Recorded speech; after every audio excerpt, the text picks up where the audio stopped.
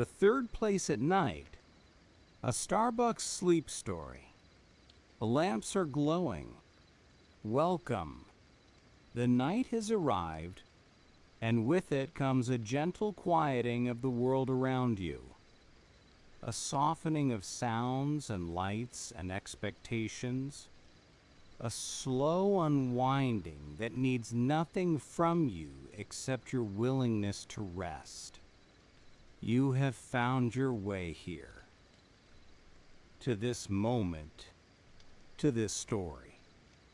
And that is enough. Simply arriving is enough. Let your body find its place now, whatever position feels most comfortable. Whatever arrangement of pillows and blankets allows you to release the smallest bit of tension you may not have even noticed you are holding. Your pillow can hold your head completely. You don't need to hold it up anymore. The surface beneath you is steady and reliable, and you can let it do its work of supporting you, just as you might lean against a familiar counter in a quiet room and trust that it will hold your weight without question. And so we begin with the breath, because the breath is always a doorway. Take a slow breath in. If you like, not a big breath or a perfect breath, just an easy breath that fills you gently, the way warm air fills a room when a door opens to a heated space. Let that breath arrive without rushing it, without measuring it, without judging whether it was deep enough or long enough or right in any particular way. And then let it go. A soft exhale, like steam rising from a cup and dissolving into nothing. The exhale needs no effort. It simply leaves. And if another breath wants to come, let it come on its own schedule, arriving like a quiet guest who knows where everything is and needs no instructions. You might notice your chest rising slightly. You might notice it falling. Or you might not notice anything at all, and that is perfectly fine too, because your body knows how to breathe without your attention, has been doing so all along, and will continue through the night while you rest. One more easy breath, if it feels right. A slow wave in, a slow wave out. Like the gentlest tide you can imagine, arriving and departing on a shore made of sand so fine it makes no sound at all. Now, as your breathing continues on its own, soft and steady and requiring nothing from you, you might allow your attention to drift toward your face, toward the small muscles around your eyes and forehead that so often hold tension without permission. These muscles can soften now. Your forehead can smooth just slightly, like a wrinkled cloth slowly settling flat on a warm surface. The space between your eyebrows can widen, can ease, can stop holding whatever expression it has been holding all day. It's okay if you don't follow every word I say. It's okay if your mind wanders to other thoughts and returns and wanders again. That is simply what minds do. And there is nothing wrong with a wandering mind in the nighttime. Let your attention be loose. Let it drift. Your jaw can release now, if it hasn't already. The teeth don't need to press together. The tongue can rest easy in your mouth. Perhaps just barely touching the roof. Perhaps floating somewhere neutral and relaxed. There is no correct position.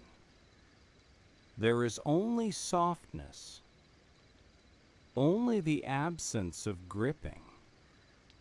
Your jaw has worked all day, speaking and chewing and holding expressions, and now it can simply rest, heavy and warm and unbothered. And your shoulders. Your shoulders. They can drop a little further. Even now, even if you thought they had already dropped as far as they could go, there is almost always a little more release available in the shoulders. Let them sink toward your mattress, toward the surface holding you, as if they are slowly melting into something soft and yielding.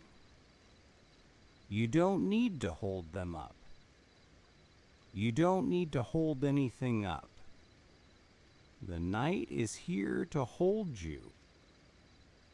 Your hands, wherever they are resting, can go loose and open. The fingers don't need to curl or grip. The palms can soften. The wrists can let go of any remaining tension. And you might imagine that your hands are growing pleasantly heavy, as if they are sinking gently into warm sand, or resting on a counter that has been warmed by hours of afternoon sunlight. This is enough. This settling is enough. There is nowhere else you need to be. And now, as your body continues to soften and your breathing continues its gentle rhythm, I want to tell you about a place, a quiet place, a place we will return to again and again throughout this night. Like a familiar room you can always find your way back to, no matter how far your thoughts may wander. Imagine, if you will, a small coffee shop at night. The customers have gone home. The door has been locked. The sign in the window has been turned from open to closed. And that simple reversal has changed everything about the space, has transformed it from a place of movement and transaction into something still and complete.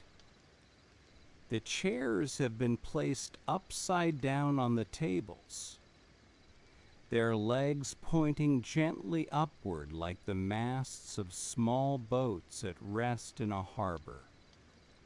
And this creates a kind of quiet orderliness that is deeply satisfying to look at. Rows of chairs all aligned, all positioned just so. Clean and ready, quietly clean and ready for whatever tomorrow may bring. But not thinking about tomorrow, not yet. Just resting in the stillness of now. A few warm lamps are still glowing, casting soft pools of amber light across the counter and the floor and the edges of the espresso machine that has been wiped down and powered off for the night.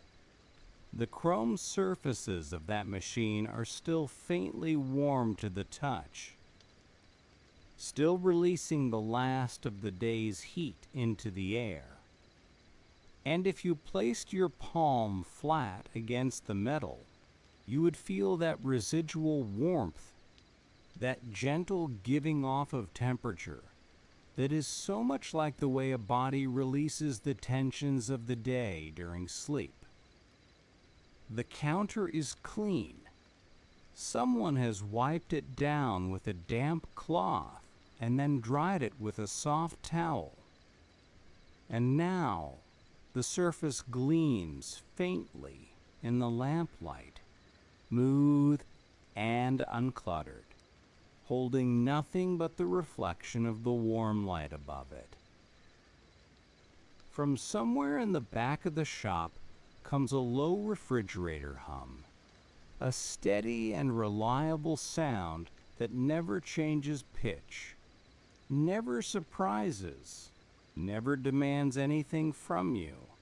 It is the sound of quiet machinery doing its work, keeping things cool and preserved, and it becomes a kind of background music for this scene, a single sustained note that holds the space together.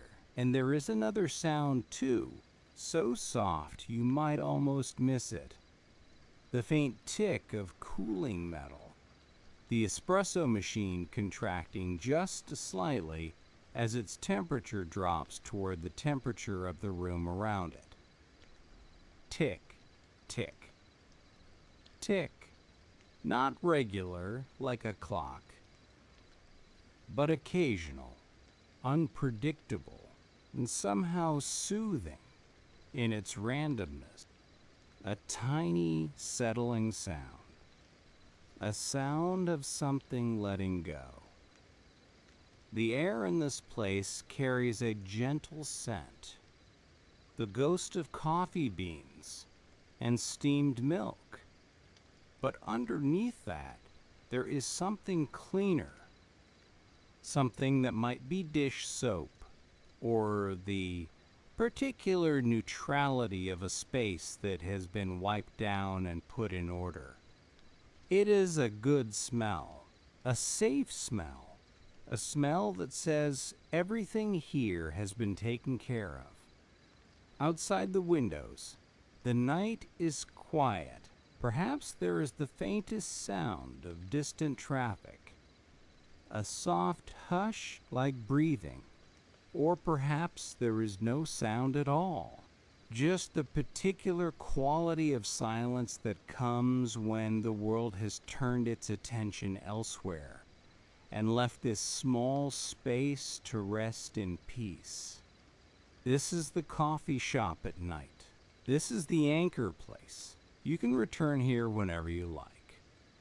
Before we go any further, I should tell you in the calmest and most reassuring way that Starbucks and related marks are trademarks of Starbucks Corporation. This is simply a fan-made sleep story for relaxation and entertainment, not affiliated with or endorsed by Starbucks, and certainly not business or financial advice of any kind. We're not here to analyze or strategize or make decisions. We are here to rest. We are here to drift. We are here to let a gentle story carry us through the night like a slow current carrying a leaf downstream. And so, with that understanding in place, we can continue. You might notice that your body has continued to relax while I've been describing this quiet coffee shop, that your muscles have softened just a little more without your having to try. That is how it works sometimes. The body responds to images of calm and stillness by becoming calmer and more still itself, as if it recognizes rest when it sees it described and wants to match that feeling in its own tissues and fibers. Let your eyelids grow heavy now, if they haven't already. They can rest closed or half closed, whatever feels most natural. The weight of your eyelids is a pleasant weight, a permission weight, a signal to the rest of your body that the time for alertness has passed and the time for sleep has arrived. In the quiet coffee shop, the lamps continue to glow. The refrigerator continues its low and steady hum.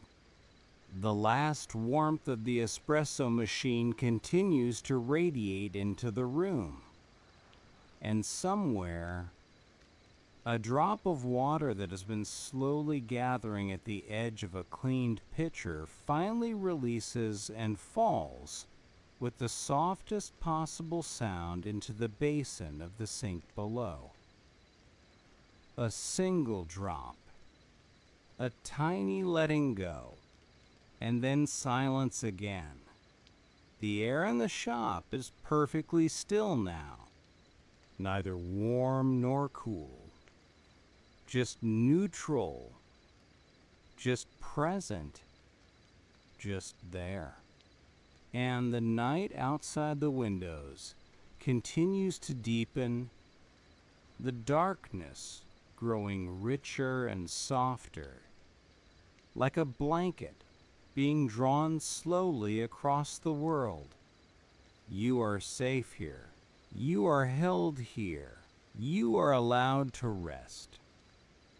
And as we settle further into this stillness, as the night grows quieter and your body grows heavier and your thoughts begin to slow, their endless spinning, we might soon begin to wonder how a place like this came to be. How the first ideas of warmth and coffee and gathering began to take shape in a distant city. In a time that feels very far away now, as soft and blurred as a dream you can only half remember. But there is no rush. There is never any rush in a story told for sleeping. We will arrive at those early beginnings when we arrive, gently, slowly, like the way morning light eventually finds its way through curtains, changing nothing but the quality of the stillness. For now, just rest. For now, just breathe. For now, just let the quiet hum of the refrigerator and the faint tick of cooling metal and the soft weight of your blanket remind you that everything here is peaceful. Everything here is still. And the night has all the time in the world. Wipe, rinse, rest. The quiet coffee shop remains just as we left it. Lamps glowing soft amber across the clean counter. The refrigerator humming its low and steady note somewhere in the back. And the night pressing gently against the windows like a patient visitor who knows there is no need to knock. The chairs still rest upside down on the tables, their legs pointing upward in neat rows. And the air still carries that faint mingling of coffee and clean soap that tells you everything here has been cared for. Everything here has been put to rest. You are still here too, settled and breathing. And that is exactly where you belong. Let us stay in this place a little longer. Let us watch the quiet rituals of closing, the gentle loops of tasks that repeat each night with small variations. The way a person might move through these familiar motions without hurrying, without stress, simply doing what needs to be done and finding a kind of peace in the doing. Imagine someone standing at the counter now, A soft towel in hand, wiping down a surface that is already clean but benefits from one more pass. One more gentle sweep of cloth across laminate. The motion is slow and circular, unhurried, and the towel makes a soft shushing sound as it moves, like a whisper that means nothing in particular but is comforting to hear. Wipe the counter. Feel the slight drag of the towel against the surface. The way it catches just barely and then releases. Catches and releases. A rhythm that requires no thought. Then the towel is rinsed in warm water, and you can almost feel the warmth of that water if you imagine your own hands submerged in it. The pleasant heat surrounding your fingers and palms, softening any remaining tension you might be holding there. The water swirls faintly as the towel is squeezed, wrung out with a gentle twist, and then the excess drips back into the sink with a sound like very quiet rain, like drops falling one at a time into a still pool. Your hands can relax now, even more than they already have.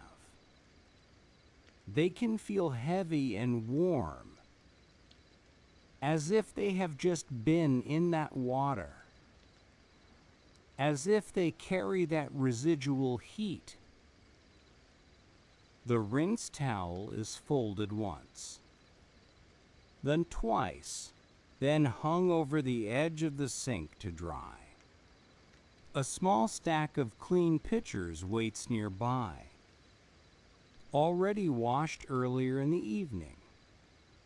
And now they are lifted one at a time and placed on a shelf where they belong. The metal is cool to the touch, and each pitcher makes a soft clink as it meets the shelf.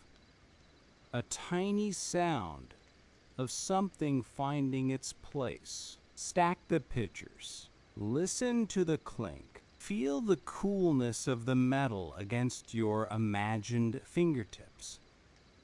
Then a label is peeled from a roll, the adhesive making a soft tearing sound as it separates, and the label is pressed onto a container of milk, marking the date, marking the time, a small act of order that will help someone tomorrow but requires nothing from you tonight.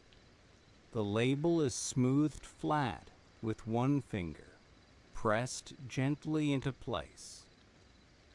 And then the container is returned to the refrigerator, and the door closes with a soft seal of suction, a gentle thump that says done. And now a pause, a breath, a moment of simply standing in the quiet space and noticing that the work is good, that the space is ready, that there is nothing urgent left to do. You might let your own breath slow here, matching the rhythm of this imagined pause. Your chest can rise gently. Your chest can fall. There is no schedule to keep. There is only the soft hum of the refrigerator and the stillness of the night. Another loop begins, this one involving a broom. The broom is taken from its place in a narrow closet, and the bristles are soft from years of use, yielding and quiet against the floor. The sweeping begins near the back of the shop and moves slowly forward, gathering the small debris of the day, the tiny fragments that accumulate without anyone noticing. Crumbs and dust, and the occasional grain of sugar that escaped from a packet hours ago. Sweep, sweep, sweep. The sound is rhythmic and soft, like something breathing, like something sighing. The bristles whisper against the tile in long, slow strokes. It's perfectly fine if your mind has wandered during this description. It's perfectly fine if you've lost track of the words and drifted into something that looks more like sleep than listening. That is exactly what this story is for. You don't need to follow along. You don't need to remember anything. You only need to rest. The sweeping continues, moving between tables, moving around the legs of chairs that are still upside down and waiting. And the person with the broom pauses occasionally to push a chair slightly, to align it more perfectly with its neighbor. Though the alignment was already close enough, there is a quiet satisfaction in this small adjustment, a pleasure in making things just so, even when no one will notice, even when the difference is barely visible. Align the chairs. Feel the gentle resistance of wood against your palm as you nudge each one into place. Hear the soft scrape of chair legs against table surface.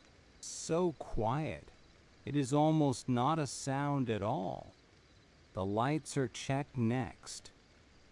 A small panel near the back of the shop controls the various lamps and fixtures, and each switch is confirmed to be in its proper position. Some on and some off, creating the particular arrangement of light and shadow that belongs to closing time. A tiny click as one switch is toggled. Just to be sure. Click, and then silence again. Your eyelids can grow heavier now, like small curtains slowly being drawn. They don't need to stay open. They don't need to do anything at all. Near the front of the shop, a section of counter that was already wiped receives one more pass, one more gentle sweep of a different cloth.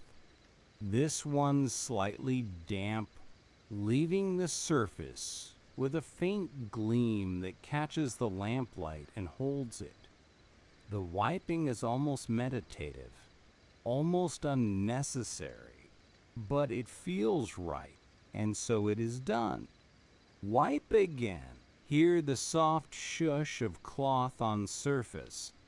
Feel the slight coolness of the damp fabric against your imagined palm. And then another pause, another breath. The person stands still for a moment, looking at the room they have prepared, feeling the quiet satisfaction of completion, and the refrigerator hums its agreement, and the night outside continues its slow and patient work of deepening. A third loop, gentler still. Small containers need restocking, the kind that hold sugar packets and wooden stirrers and paper sleeves for cups. Each container is lifted, its contents assessed, and then items are added from a supply kept beneath the counter. The sugar packets make a soft rustling sound as they are placed, like leaves settling, like something finding rest. Restock the sugars. Feel the light weight of each packet between your fingers. So light it is almost nothing, almost air. The wooden stirrers are counted without counting, estimated by feel, and a small handful is added to their container. The thin sticks making a quiet clatter, like very distant wind chimes.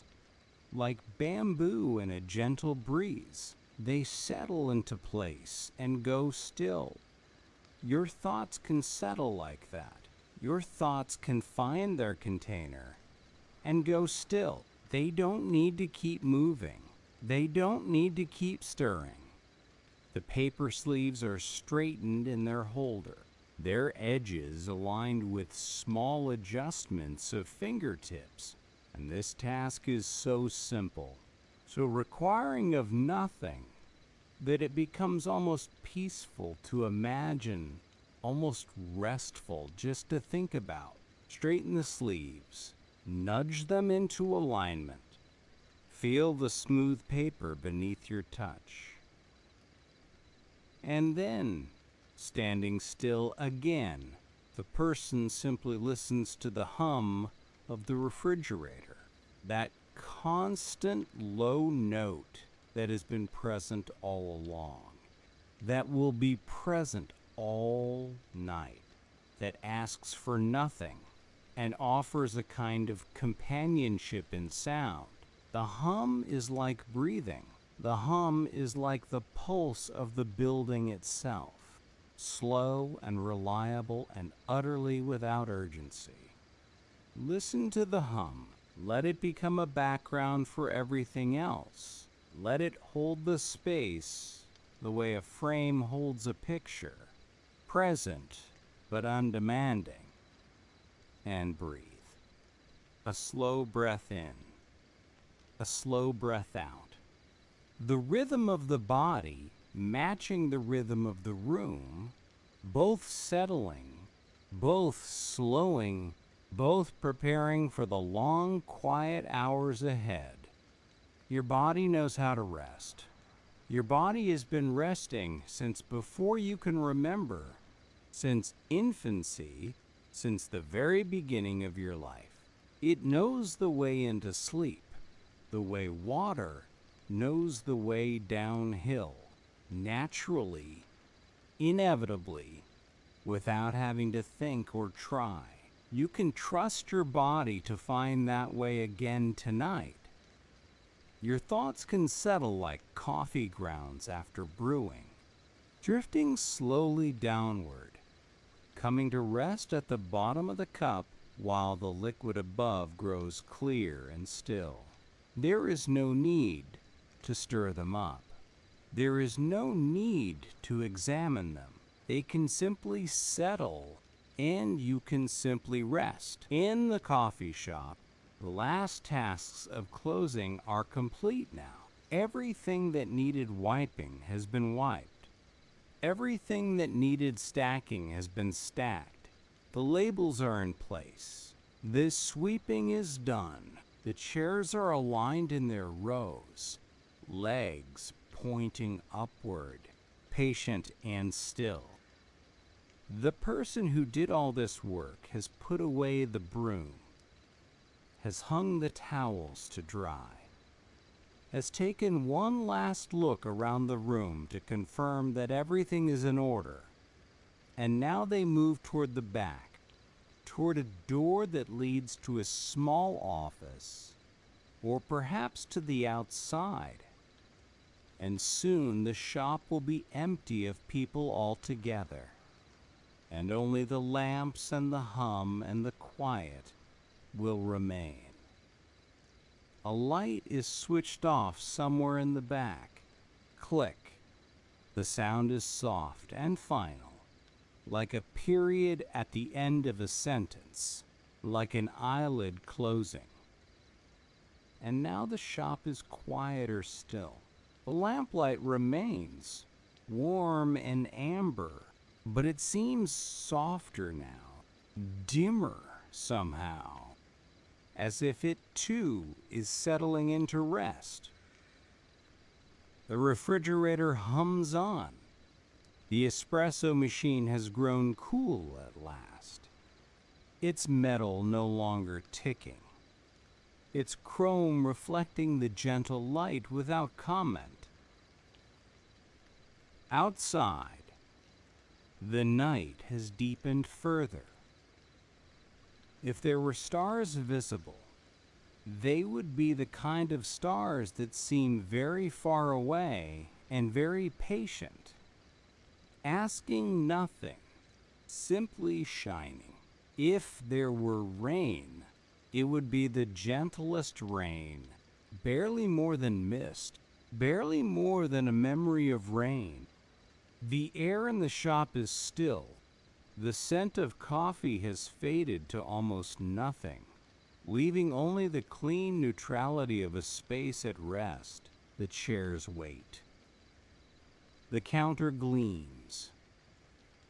The clock on the wall, if there is one, ticks so quietly that it cannot be heard unless you listen very closely. And there is no need to listen closely, no need to track the time, no need for anything at all. You can feel the weight of your blanket now. If you are under one, you can feel the way it drapes across your body, holding you gently, keeping you warm. The weight is reassuring. The weight is like the weight of the quiet in this room, present and comforting and asking nothing. And somewhere in the deep quiet of this imagined place, there is the beginning of a thought, not quite formed yet, not quite ready to be spoken. It is a thought about how places like this come to be, about the seeds of ideas that grow slowly over years into something familiar and warm. It is a thought about a city far away and a time long ago, about people who imagined something that did not yet exist and wondered if it might be worth creating. But that thought can wait. It can drift toward us slowly, like the scent of coffee drifting through an open door.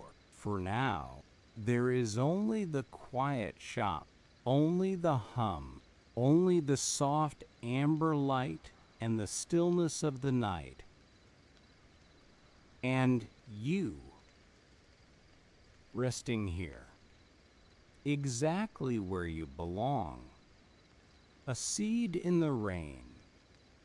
The quiet coffee shop holds its stillness like a cupped hand holding something precious. The lamps still glowing their soft amber. The counter still gleaming faintly in the low light. And the refrigerator still humming its one continuous note that has become as familiar now as your own breathing. Nothing has changed here. Nothing needs to change. The chairs remain upside down on their tables. The night remains pressed gently against the windows, and the air remains that perfect blend of clean and calm that belongs only to spaces that have been carefully tended and then left to rest.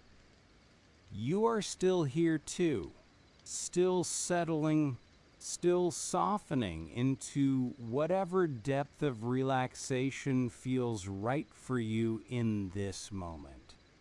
And now, as we rest together in this quiet place, we might let our thoughts drift backward, not with any urgency or precision, but the way a leaf might drift on a slow current, carried gently towards something that happened long ago, toward the very beginning of an idea that would eventually become the kind of place where lamps glow soft and counters gleam and the hum of refrigerators keeps quiet company through the night. There was a city, once in the far corner of a country, where rain fell often, and the air carried the particular freshness that comes from being near water, near mountains, near forests that stretched green and endless beyond the edges of town. The city was not large then, not yet, and its streets held the kind of quiet that allowed people to notice small things, to pay attention to details, to care about the difference between something done well and something done merely adequately. You don't need to remember the name of this city. You don't need to hold on to any of these details. They are just shapes in the fog. Just gentle outlines of a story that is more feeling than fact. In this city, in a time that feels very distant now, there were people who loved coffee. Not coffee as a quick habit, not coffee as a jolt to get through the morning, but coffee as something worth attending to, worth learning about, worth treating with the same care you might give to anything that brings genuine pleasure to a life. These people thought about beans. They thought about where beans came from, how they were grown, how they were harvested by hands in distant places where the sun was warm and the soil was rich and the altitude was just right for the slow development of flavor. They thought about how those beans traveled across oceans in burlap sacks, carrying with them the essence of hillsides and seasons, and the particular minerals of faraway earth. Your chest can soften now, if it hasn't already. The muscles between your ribs can release their holding, and your breath can move more freely, more easily, like something that has been given permission to take up space. The people who loved coffee also thought about roasting. They understood that raw beans, green and dense and almost flavorless, could be transformed by heat into something entirely different, something aromatic and complex, and capable of producing a drink that could change the quality of a morning. The roasting was an art. The timing mattered. The temperature mattered. The listening mattered. Because the beans would crack and pop at certain moments, and those sounds told a story about what was happening inside, about the chemistry of transformation, about the slow magic of heat and time. But we don't need to understand the chemistry. We don't need to follow the science. We can simply imagine the warmth of a roasting room, the way the air would smell as green beans slowly darken to brown, the gentle sounds of crackling and settling, and the patience required to watch and wait and know exactly when the transformation was complete. In the quiet coffee shop where we rest, the air still carries a ghost of that transformation, a faint memory of beans that were once roasted with care. And that memory is part of what makes this place feel safe and warm and good. The first shop was small, very small, the kind of small that feels intimate rather than cramped, the kind of small where you could see everything from the doorway, where nothing was hidden, where the people who worked there were always close enough to speak with in a normal voice. No shouting, no distance, It's perfectly all right if you're drifting now. It's perfectly all right if these words are becoming sounds more than meanings. A gentle murmur in the background of your settling. That is exactly how it should be. The story will continue whether you follow it or not, and you can trust it to carry you where you need to go. The small shop was filled with beans, not brewed coffee, not at first, but bags and bins and containers of whole roasted beans, each one labeled with its origin, each one carrying its own particular character.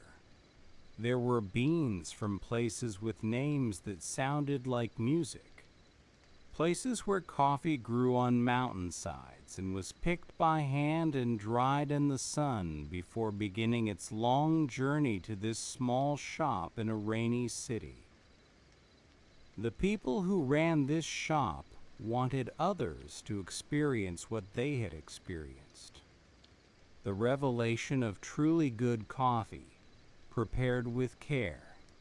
They would measure beans into bags for customers to take home. They would explain, gently and without pretension, how to grind the beans, how much water to use, how long to let the coffee brew.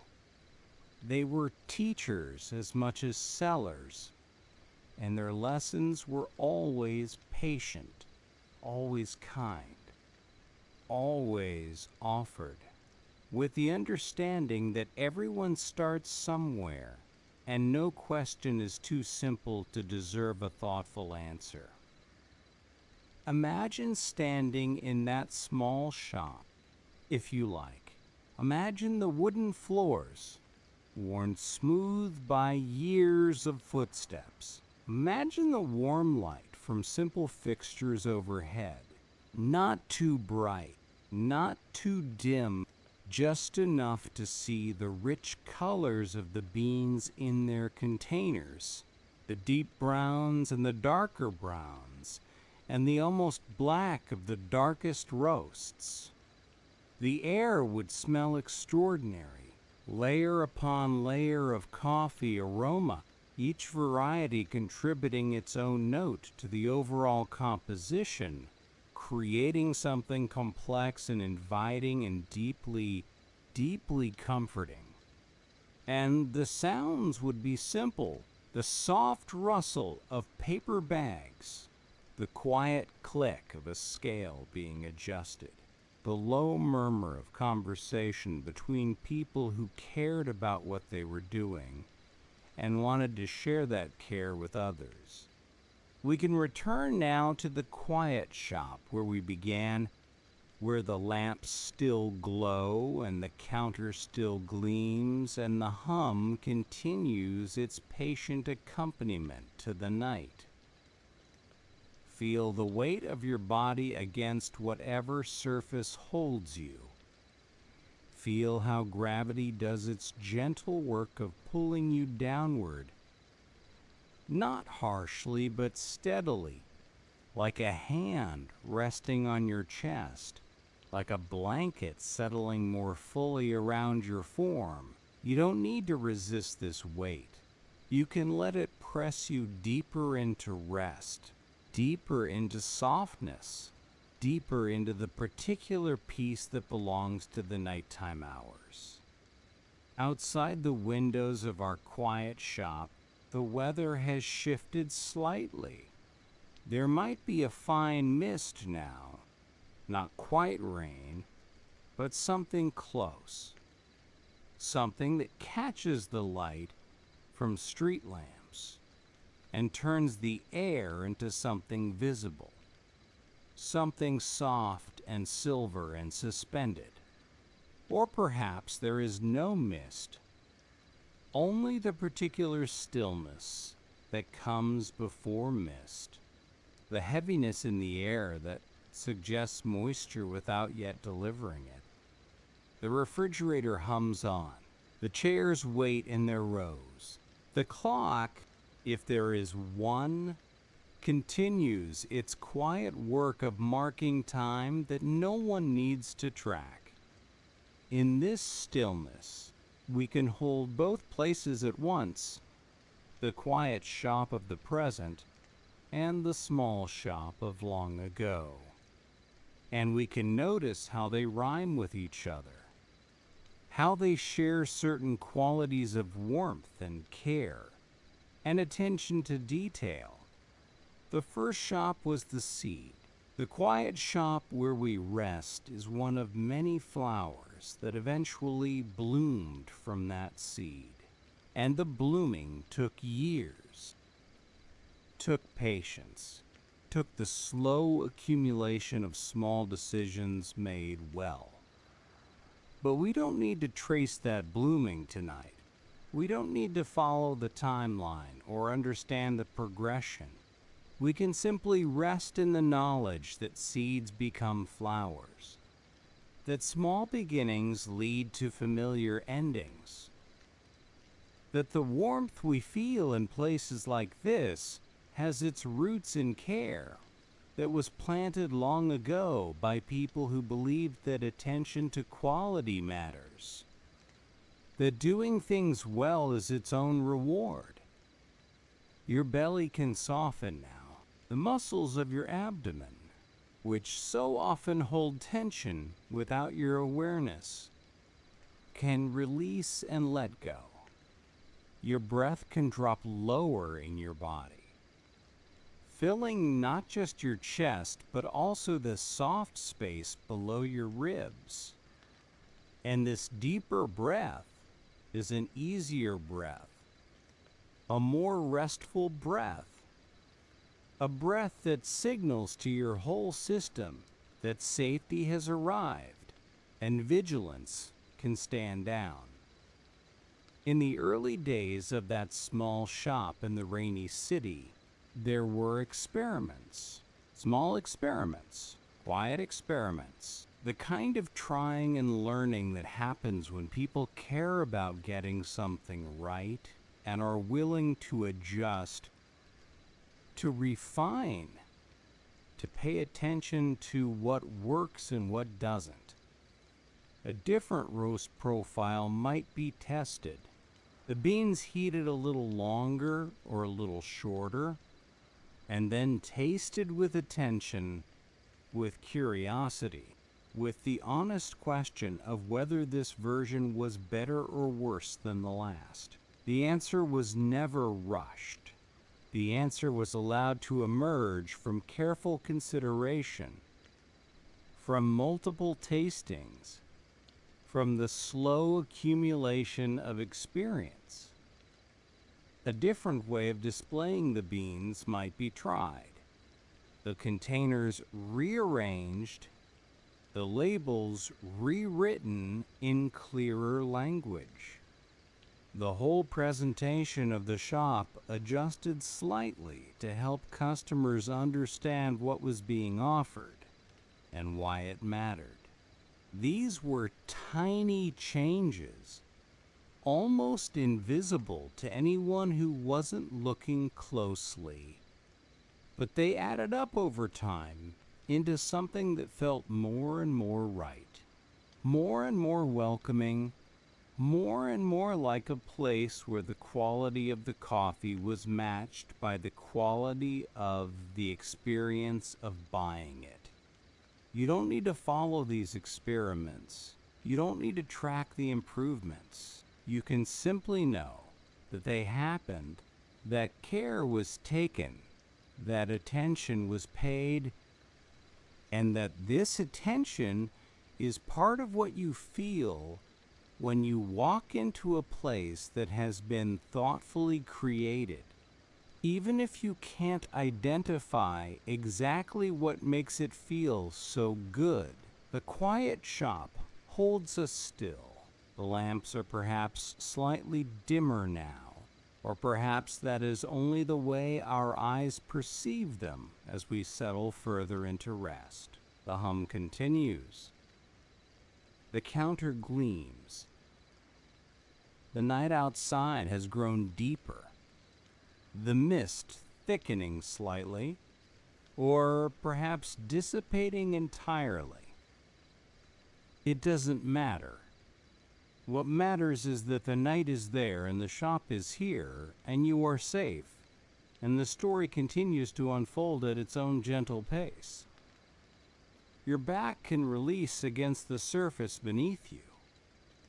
The muscles along your spine, which work so hard during the waking hours to hold you upright and balanced, can surrender that work now.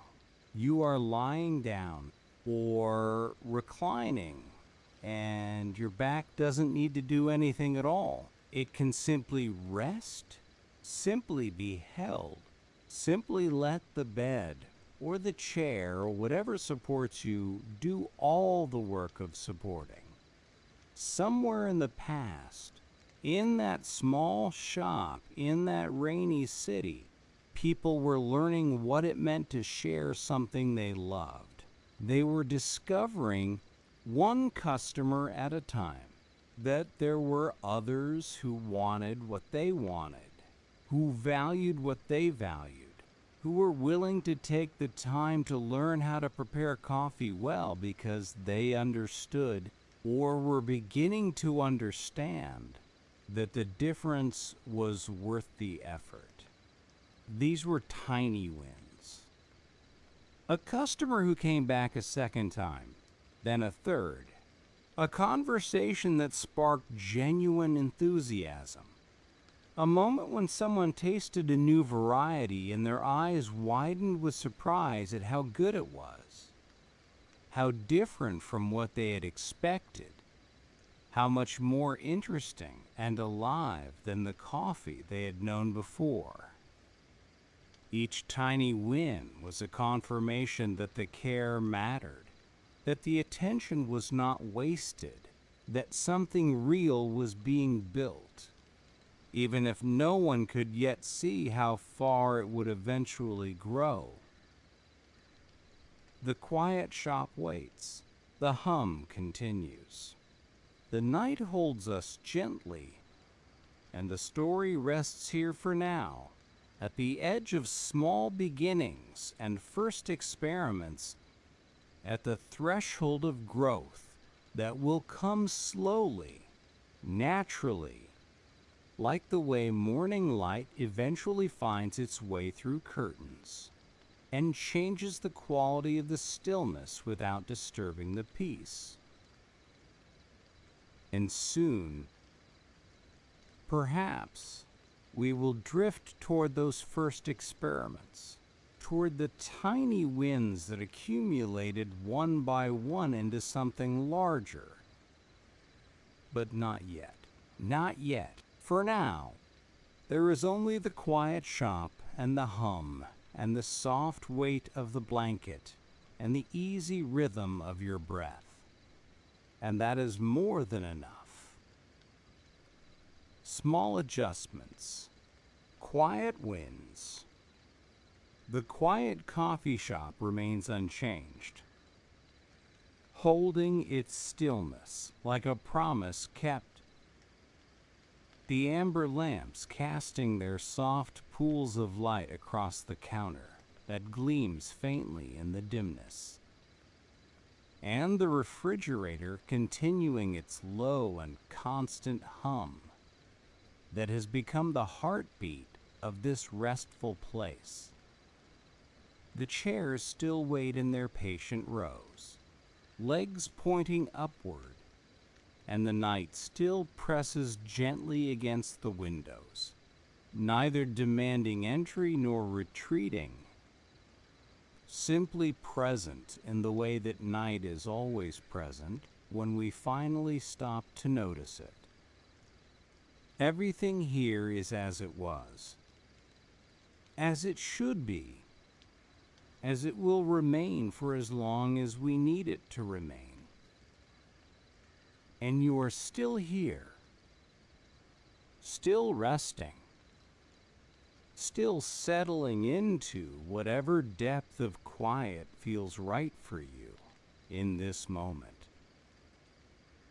In the early days of that small shop in the rainy city, the people who worked there were learning, not learning from books or lectures, but learning in the way that craftspeople have always learned, through doing and watching and adjusting, through paying attention to small things and noticing what happened when small things changed. They learned about grinding. They discovered that the size of the coffee grounds made a difference in how the final cup would taste. That grounds too fine would make the coffee bitter and harsh, while grounds too coarse would leave it weak and watery and somehow incomplete. The right grind was somewhere in the middle, and finding that middle required patience, required trial and error, required the willingness to make a cup of coffee that was not quite right in order to learn what right actually felt like. You don't need to think about grinding. You don't need to hold any of this information in your mind. These are just gentle shapes moving through the story, like clouds moving slowly across a sky you're watching with half-closed eyes. Interesting, perhaps, but requiring nothing from you, asking nothing of your attention or your memory. Your forehead can smooth now. The small muscles above your eyebrows, which so often furrow with concentration or concern, can release their holding and simply rest. Imagine a warm cloth placed gently across your forehead. Not heavy, but present, carrying a heat that soothes and softens everything it touches. The warmth spreads slowly outward, relaxing your temples, relaxing the space around your eyes, relaxing all the tiny tensions you may have been carrying without knowing you carried them. In the small shop, the learning continued. They learned about water temperature, discovering that water just off the boil was better than water at full boil, that the difference of a few degrees could change the character of the coffee in ways that were subtle but real. They learned about timing, about how long to let the water and the grounds stay in contact, about the patience required to wait for the full extraction without waiting so long that bitterness crept in. These were small adjustments, tiny calibrations, the kind of refinements that no one would notice unless they were paying very close attention. And yet these refinements added up, accumulated, created something that felt more and more consistent, more and more reliable, more and more like something you could trust to be good every single time. The aroma was part of this learning too.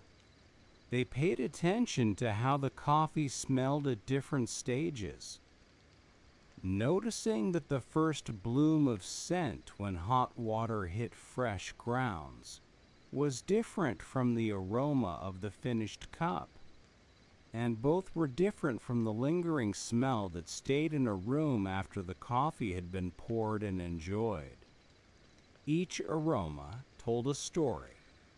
Each scent carried information for those who had learned to read it. And the reading was never difficult, never technical, simply a matter of noticing of being present, of caring enough to pay attention. Imagine, if you like, a morning in that small shop, early, before the first customers arrive. The light outside is gray and soft. The kind of light that comes filtered through clouds and mist. And inside the shop, there is the quiet bustle of preparation. Though bustle is perhaps too strong a word for something so unhurried, so calm, the beans are measured into a grinder, and the grinder whirs briefly. A sound like a small motor doing its work, and then silence returns. The grounds are transferred to a filter, and hot water is poured in a slow, steady stream, spiraling gently, and the first aroma rises into the air. That unmistakable scent that says morning, that says warmth, that says a new day is beginning, and there is something good to drink while it unfolds. The person preparing this coffee moves without rushing. There is a rhythm to their actions that comes from repetition, from having done this same sequence of steps many times before. And this rhythm is soothing to watch, soothing to imagine, soothing in the way that any practiced skill is soothing when performed by someone who knows what they are doing and takes quiet pride in doing it well. Your hands can soften now. Let your fingers uncurl if they have been curled.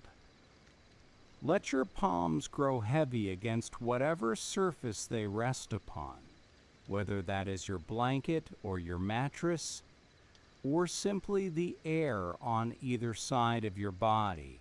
Your hands have done so much work today. Holding things and typing things and carrying things and touching things, and now they can simply rest, simply be still, simply let go of any lingering tension they might still be holding. The coffee finishes brewing and is poured into a cup, and the cup is held in two hands, warming them. And there is a moment of stillness before the first sip, a moment of appreciation for something that was made with care, something that represents the accumulated learning of many mornings, just like this one. The first sip is good. The coffee is exactly as it should be, and this small confirmation, this tiny win, is enough to start the day with a feeling of quiet satisfaction, a feeling that the effort matters, that the attention pays off, that the care invested in learning and refining and adjusting has resulted in something worth having. Let us return now to the quiet shop where we rest, where the night has deepened further and the lamps seem softer still, their amber glow barely reaching the corners of the room, leaving pockets of gentle shadow that feel more like privacy than darkness, more like rest than absence of light. The refrigerator hums, the counter gleams, the chairs wait. Outside, the weather has settled into something quiet and still. Perhaps the mist has cleared. Perhaps it has thickened. It doesn't matter. What matters is the particular quality of peace that comes when the world outside is not demanding anything from the world inside, when the boundary between them is soft and permeable, and both sides are at rest. You can feel the weight of your blanket now. If you are under one, the way it drapes across your hips and your legs and your feet, this weight is grounding. This weight is an anchor. This weight says you are here. You are held. You are safe enough to let go completely. In the early days of the small shop, there were customers who began to return, not because anyone had asked them to, not because of any clever promotion or persuasive marketing, but simply because the coffee was good and the people who made it were kind.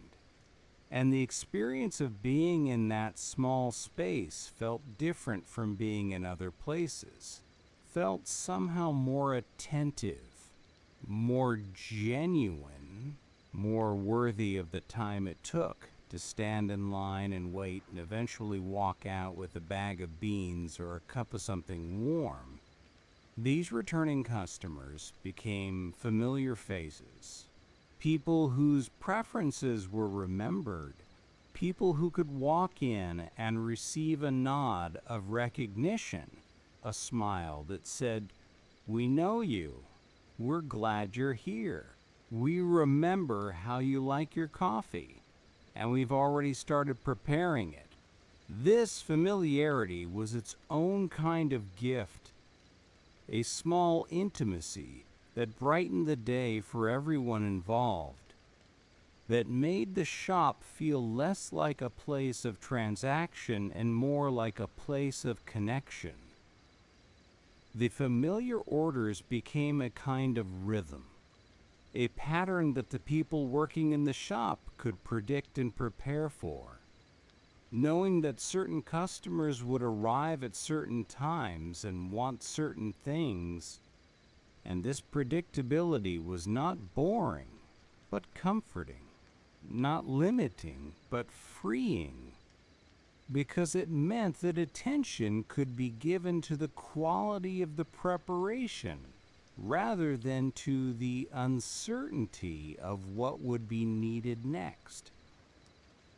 A steadier routine emerged, flowing naturally from the combination of learning and repetition, from the accumulation of small adjustments that had been made and tested and refined over time.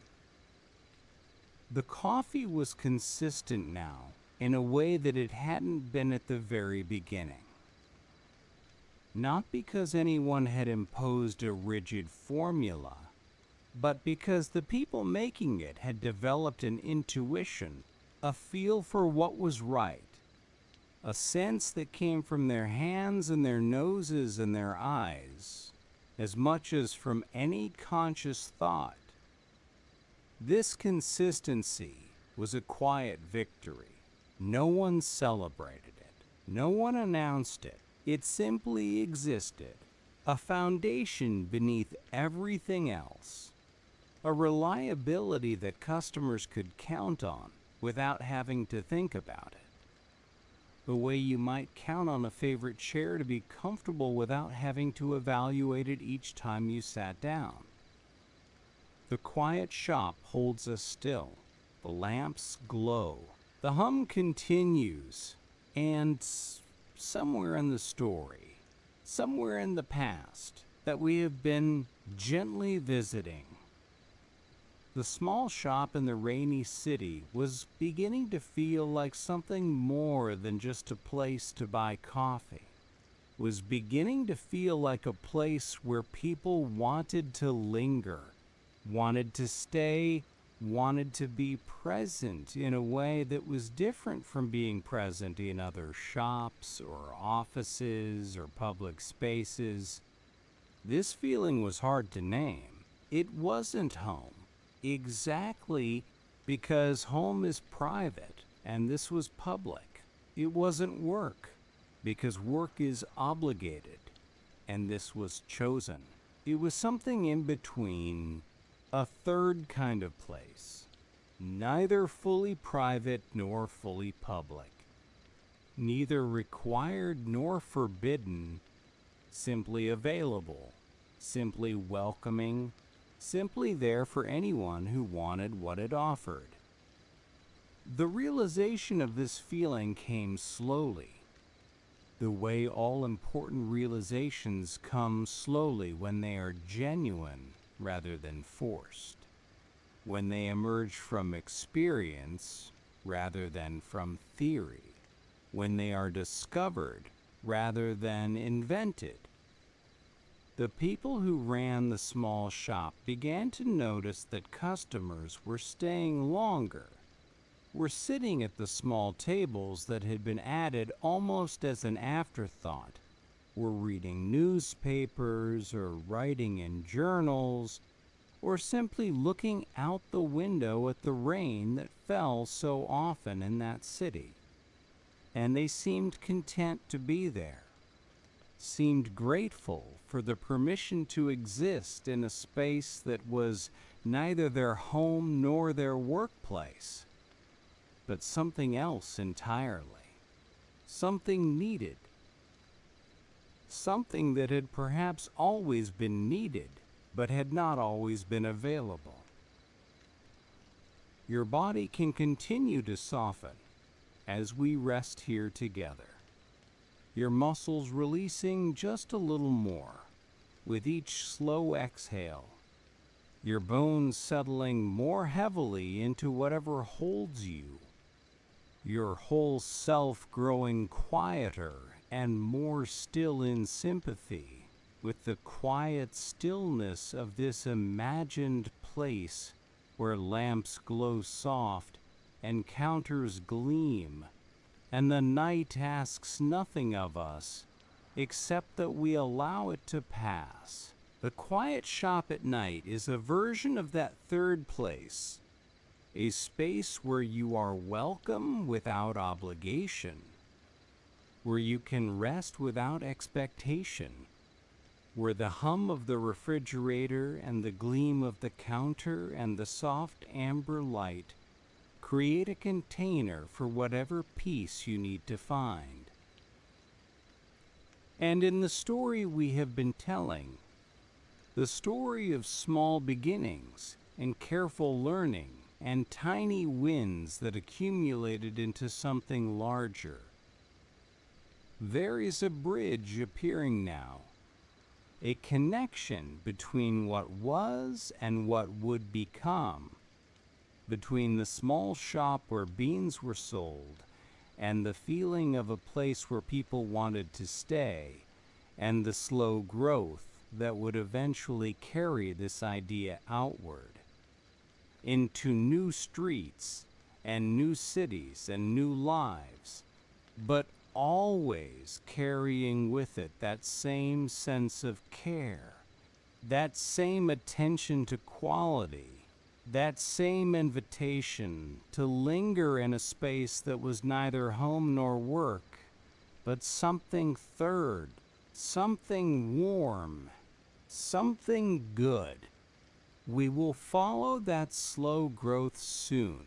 Perhaps we will watch it unfold like a plant growing in gentle time-lapse, like seasons changing so slowly you can barely perceive the movement. But not yet, not quite yet.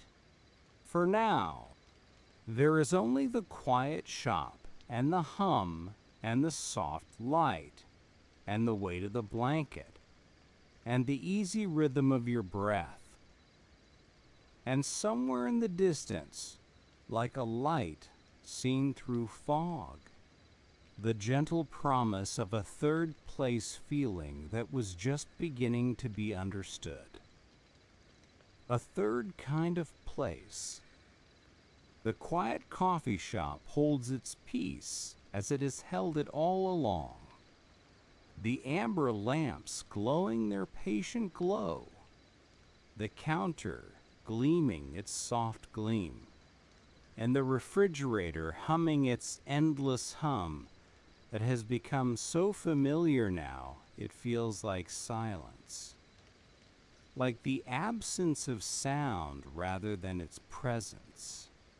The chairs remain in their rows, legs upward, waiting without impatience, and the night continues its slow work of deepening outside the windows, where the weather has shifted again, the mist giving way to a gentle stillness, a hush that feels almost like the moment before snow, though no snow falls, only quiet, only the particular peace that comes when the world holds its breath and finds it doesn't need to exhale.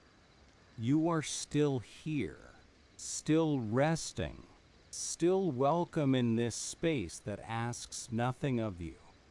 And the story continues, moving forward through time, the way time moves when we are not watching it closely, which is to say, gently, gradually, in accumulations so small they are barely perceptible, until suddenly you look back and realize that everything has changed, though nothing seemed to change while it was happening. The small shop in the rainy city did not stay small forever, but the growth that came was not sudden, not explosive, not the kind of growth that disrupts and overwhelms. It was more like the growth of a tree, imperceptible from day to day, visible only across seasons and years. A slow accumulation of rings beneath the bark, each one representing another period of patient expansion. A second location opened, somewhere else in the same city, and this opening was less a triumph than a continuation, less an event than a next step in a process that had already been unfolding for some time. The people who had learned to roast and grind and brew in the first shop brought their knowledge to the second, and the knowledge traveled easily because it had been earned through experience rather than imposed through rules, because it lived in their hands and their senses rather than only in manuals and checklists. It's perfectly fine if you're not following the details of this expansion. It's perfectly fine if the words are washing over you like gentle waves, carrying you somewhere without requiring you to navigate. The story knows where it's going. You can simply rest and let it take you there. The second shop felt like the first shop, not identical, because no two spaces are ever truly identical, but carrying the same essential qualities, the same attention to the beans and the brewing, the same warmth in how customers were greeted, the same sense that being here was different from being in other places, that something careful and genuine was being offered alongside the coffee. This consistency was not accidental. It came from training, from the patient work of teaching new people what the original people had learned, passing along not just techniques but also values, not just how to do things but also why they mattered. The training was never harsh, never rushed, never accompanied by the stress of impossible deadlines or the pressure of unrealistic expectations. It was more like mentorship, like the way a craft is passed from one generation of practitioners to the next, with time allowed for questions and mistakes, and the slow development of competence that cannot be hurried. Your breath can deepen now, if it wants to. Your belly can rise and fall with each inhale and exhale.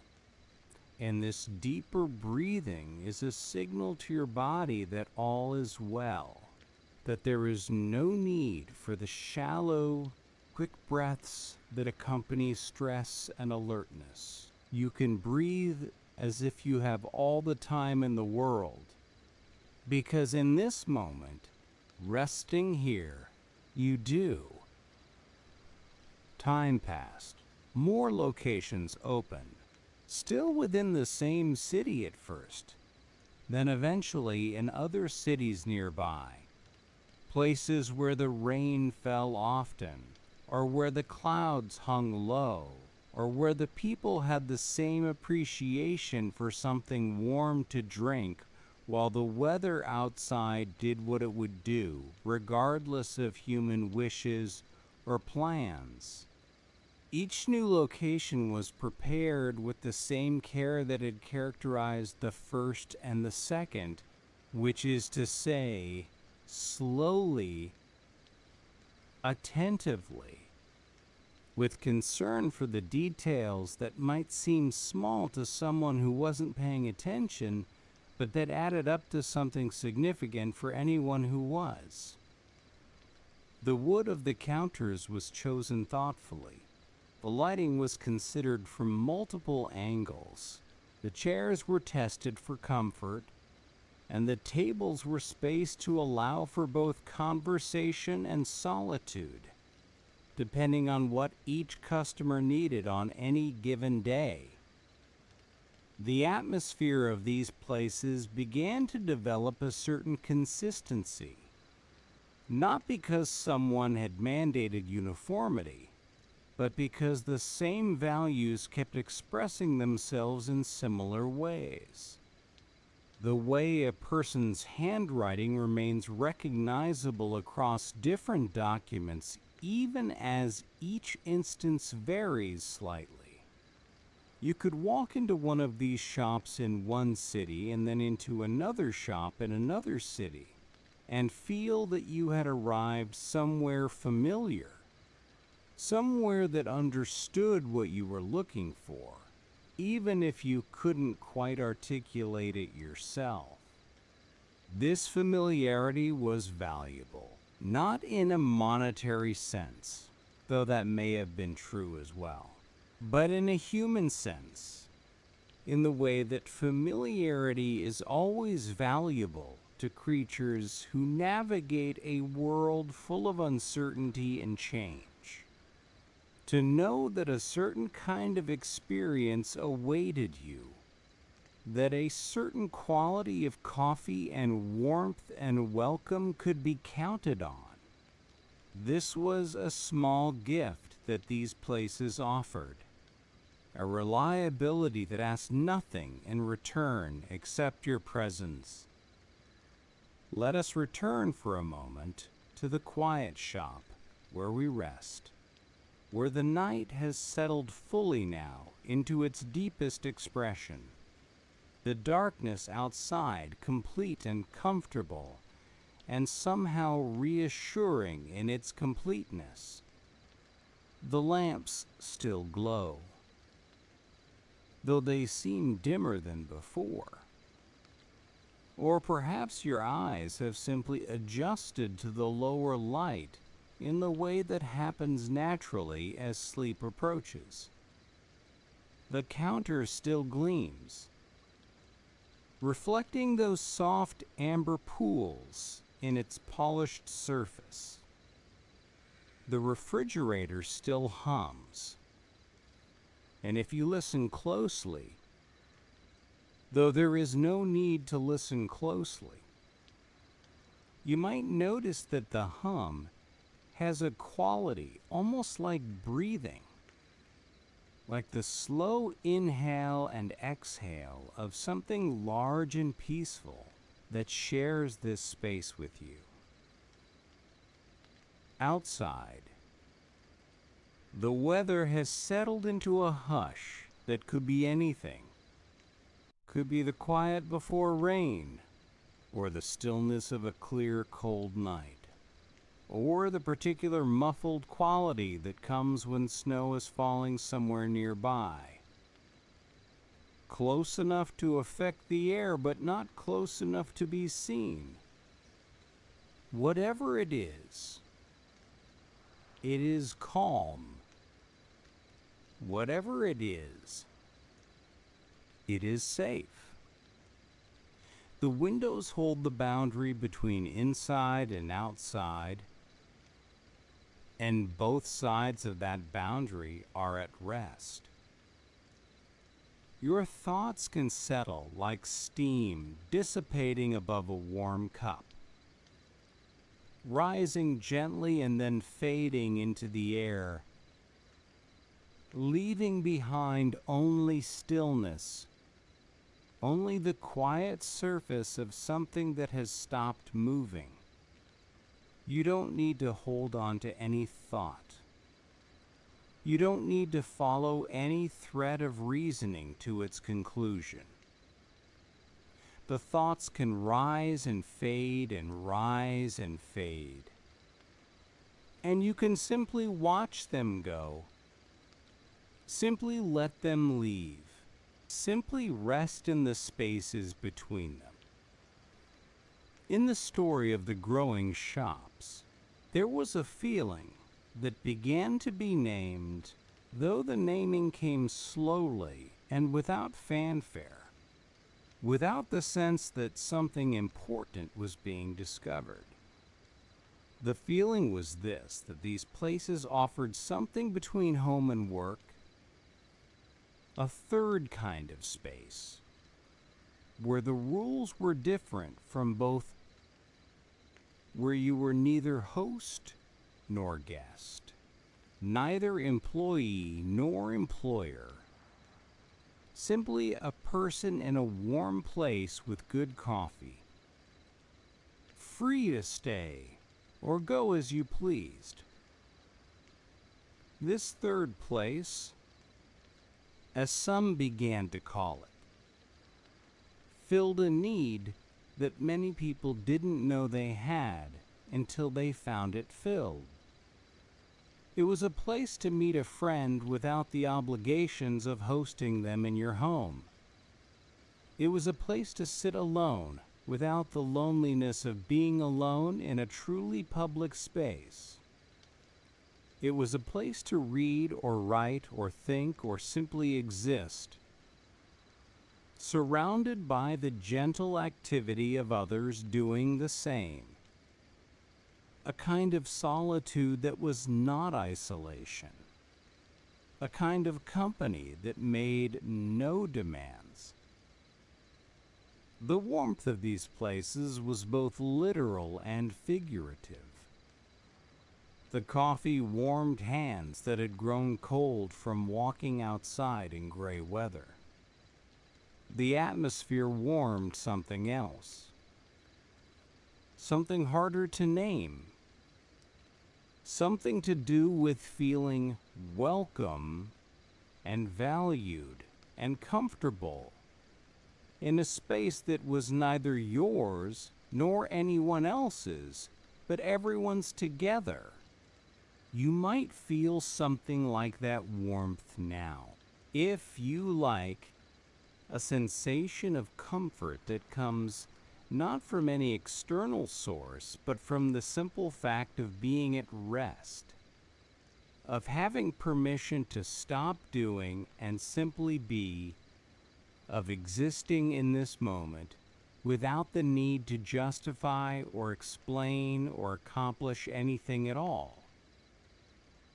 The feeling of these third places was never marketed in the early days, never reduced to a slogan or a campaign.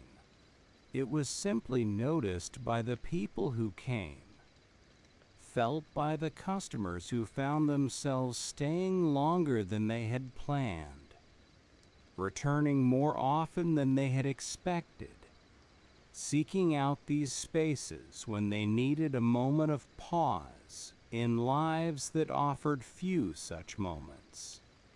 A place to land between the obligations of home and the demands of work.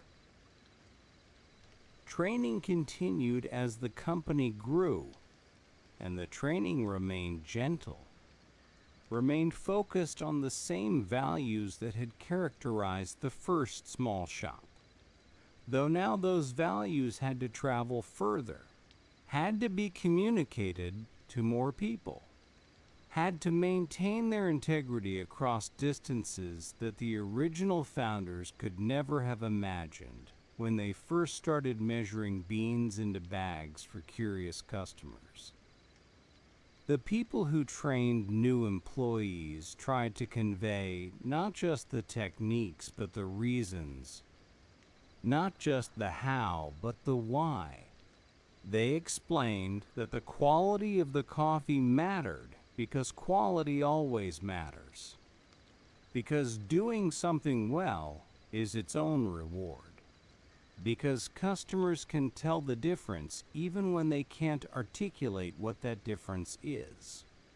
They explained the warmth of the welcome mattered because people are sensitive to how they are treated. Because a genuine smile creates a different kind of space than a forced one. Because the feeling of a place is built from countless small interactions, each one contributing to the whole. This teaching was patient. This teaching was kind. This teaching recognized that learning takes time, that mistakes are part of the process, that competence develops gradually through practice and repetition, and the slow accumulation of experience that cannot be shortcut or rushed. Your body can continue to soften as the story continues, your muscles releasing their holding one by one, your joints settling into comfortable positions, your whole self growing heavier and more still with each passing moment. This softening is natural. This softening is what bodies do when they feel safe, when they trust their environment, when the signals all around them say rest, say ease, say there is nothing to fear and nothing to do but let go. The rain returned to the city where it had all begun, as the rain so often did, falling in soft sheets that made the streets glisten, and the windows rung with gentle rivulets that caught the light from inside and scattered it in small moving patterns. The shops in this city were familiar now, part of the landscape, part of the daily rhythm for many people who passed them on their way to work or stopped in for a moment of warmth before continuing with their errands. Inside, the espresso machines hissed and steamed, a sound that had become associated with these places, a sound that meant coffee was being made with care, that attention was being paid, that the same process that had been refined over years was being repeated once again with the same dedication it had always received. The baristas moved with practiced ease, their hands knowing what to do without conscious thought, their attention free to focus on the customers they served, on the small interactions that turned a transaction into something warmer, something more human. The growth continued, but it continued without the quality changing, without the feeling of these places being diluted or compromised. New locations opened in new cities, and each one carried the same essential character, the same attention to beans and brewing, this same warmth of welcome, The same sense of being a third place where people could pause and rest and simply be. This consistency across growth was not inevitable. It required effort, required attention, required the constant work of ensuring that the values that had built the first small shop were being transmitted and maintained and expressed in each new location. Each new hire, each new cup of coffee that was prepared and served and carried to a table where someone would sit and sip and feel, perhaps without knowing why, that this was a good place to be. The quiet shop holds us as the story rests. The lamps glow. The hum continues. The night presses softly against the windows. And somewhere outside, there is weather. Gentle weather. Perhaps rain, or perhaps stillness, or perhaps that hush-like snow that never quite arrives, but makes the air feel thick and quiet and held. You can feel the weight of your body now, the full weight of it, the way it presses into whatever holds you, heavy and warm and completely supported. This weight is not a burden. This weight is a gift, a confirmation of your presence. A grounding that connects you to the earth beneath you and the night around you and the slow turning of the world that continues whether you are awake to witness it or not.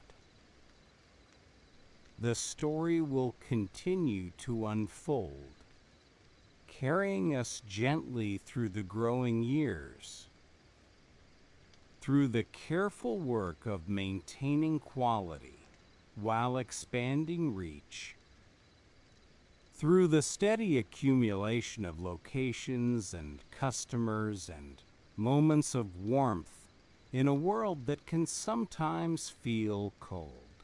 We will watch as values are tested, as consistency is challenged, as the original vision finds ways to persist, even as everything around it changes.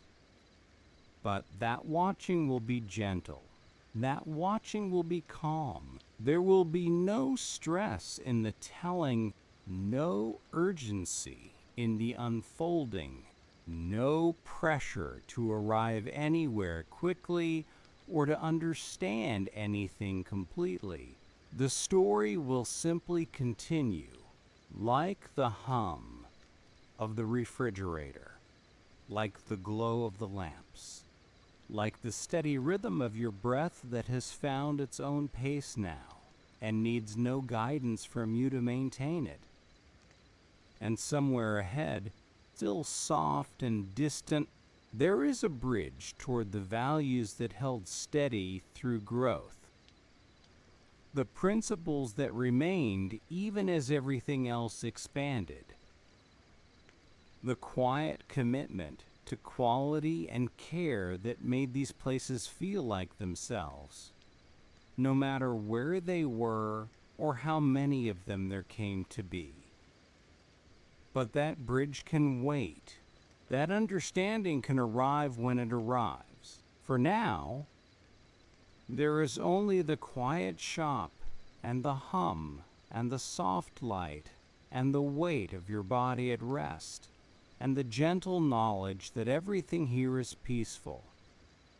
Everything here is still, and the night has all the time in the world to carry you wherever you need to go. Patience, cleanliness, care. The quiet coffee shop continues its patient vigil through the night. The amber lamps, casting their familiar pools of warmth across surfaces that have been wiped and polished until they hold the light like something precious. And the refrigerator humming its one endless note that has become so woven into the silence that the two are now indistinguishable. Silence and hum, hum and silence, a single fabric of sound and stillness. The chairs rest in their rows, unchanged, and outside the windows the weather has shifted once more. The hush that felt like snow giving way to something softer still. A quiet that is simply quiet, neither anticipating nor following anything, just the deep calm of a night that has forgotten urgency entirely. You are still here. You are still welcome. You are still held by this moment that asks nothing except your rest. As the small company grew into something larger, as the shops multiplied and spread across cities and eventually across regions, there were moments when things did not go perfectly. This is inevitable in any endeavor that involves people and processes and the countless small decisions that must be made each day. Perfection is not a destination that can be reached and held. It is more like a direction, something to move toward, something to orient by, even knowing that the movement will never be complete. There were times when the coffee in a particular location was not quite as good as it should have been. Perhaps the beans had been stored slightly too long, or the grind had drifted slightly from where it should have been, or the person preparing the drink was new and still learning, and had not yet developed the intuition that comes from repetition and practice. These were small variations, barely noticeable to most customers, but noticeable enough to the people who cared. To the managers and trainers who had developed sensitive Pilates and a commitment to consistency that made even minor deviations feel significant. You don't need to worry about these variations. You don't need to hold any concern for problems that arose and were solved long ago. In places far from here, in times that have already passed into memory, the story mentions them only to acknowledge that growth is never perfectly smooth, that learning continues even after the basics have been mastered, that the work of maintaining quality is never finished, but must be renewed each day, each cup, each interaction. The quiet puzzle of inconsistency was met with quiet resolution. The beans were checked. The grinder was adjusted. The training was revisited. Someone took the time to stand beside the person who was still learning and show them once more how to recognize when the shot was pulling correctly, how to listen for the particular sound of steam at the right pressure, how to watch for the visual cues that indicated everything was as it should be. The lesson was given gently, without criticism, without shame, simply an offering of knowledge from someone who had learned to someone who was still learning. The same way knowledge had been passed along since the very beginning. And then routine returned. The coffee was good again, consistent again, and the small mistake became part of the larger process of improvement, a data point in the ongoing refinement that is the nature of any craft practiced over time. Your legs can begin to relax now, if they haven't already, the muscles of your thighs releasing their tension, the weight of your upper legs settling more heavily into whatever surface supports them. You might notice that your legs have been holding some effort, some readiness, some preparation to move or stand or walk, and you can let that preparation go now. There is nowhere you need to walk tonight. There is nowhere you need to go. Your legs can simply rest. Simply be still. Simply let the night hold them as the night holds everything else. In the growing company, there were other quiet puzzles that arose and found their quiet resolutions. There were questions about how to maintain the warmth of welcome as more and more customers passed through the doors. How to ensure that each person felt seen and valued, even in a shop that was busier than the original small location had ever been. Even when there was a line. Even when the morning rush meant that efficiency became necessary alongside care. The resolution came through training, always through training, through the patient work of helping each new person understand that speed and warmth were not opposites, that a genuine smile could be offered in the same moment that a cup was being filled, that the eyes could meet the customer's eyes even while the hands were doing their practiced work with espresso and steam and the familiar rhythm of drink preparation. This too was a craft. Like the coffee itself, it required practice. It required attention. It required the willingness to try and fail and try again until the movements became natural, until the warmth became automatic, until the welcome felt genuine, because it had become genuine, woven into the muscles and habits of each person who stood behind the counter and served. Let us return to the quiet shop for a moment, to rest in its stillness, to listen to the sounds that fill the silence without disturbing it. The refrigerator hums. This hum is so constant, so reliable, so utterly without variation that it becomes a kind of anchor point for the ears, something to rest against, something to lean into when the silence might otherwise feel too empty. The hum is company. The hum is presence. The hum is the sound of machinery doing its patient work through the night, keeping things cool and preserved and ready for tomorrow.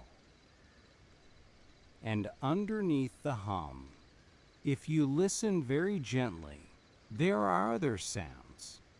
The faint tick of cooling metal somewhere, perhaps in the walls, perhaps in the espresso machine that powered down hours ago and is still releasing the last of its residual heat into the air around it. Tick, a pause, tick, another pause. Not regular, not predictable, just occasional, just the physics of contraction as temperature equalizes, just the small sounds of a building settling into its nighttime rest. From somewhere beyond the walls, there might be the distant hush of traffic, though traffic is perhaps too strong a word for something so soft. So far away, so reduced by distance and walls, and the general dampening quality of the night. It is more like the memory of traffic, the ghost of movement, a reminder that the world continues somewhere out there while this small space remains still. These sounds layer together into something that is not quite music, but has some of the same qualities. A composition of hums and ticks and distant hushes that holds the space, that fills the silence without crowding it, that creates an auditory environment in which rest feels natural, feels invited, feels like the only reasonable response. The values that guided the growing company were simple values, the kind that could be expressed in plain words and understood by anyone who cared to listen. Patience was one of them. The recognition that good things take time, that rushing produces results that are adequate at best and often worse than adequate, that the extra moment spent ensuring something is right is never a moment wasted. Cleanliness was another value, perhaps less glamorous, but no less important.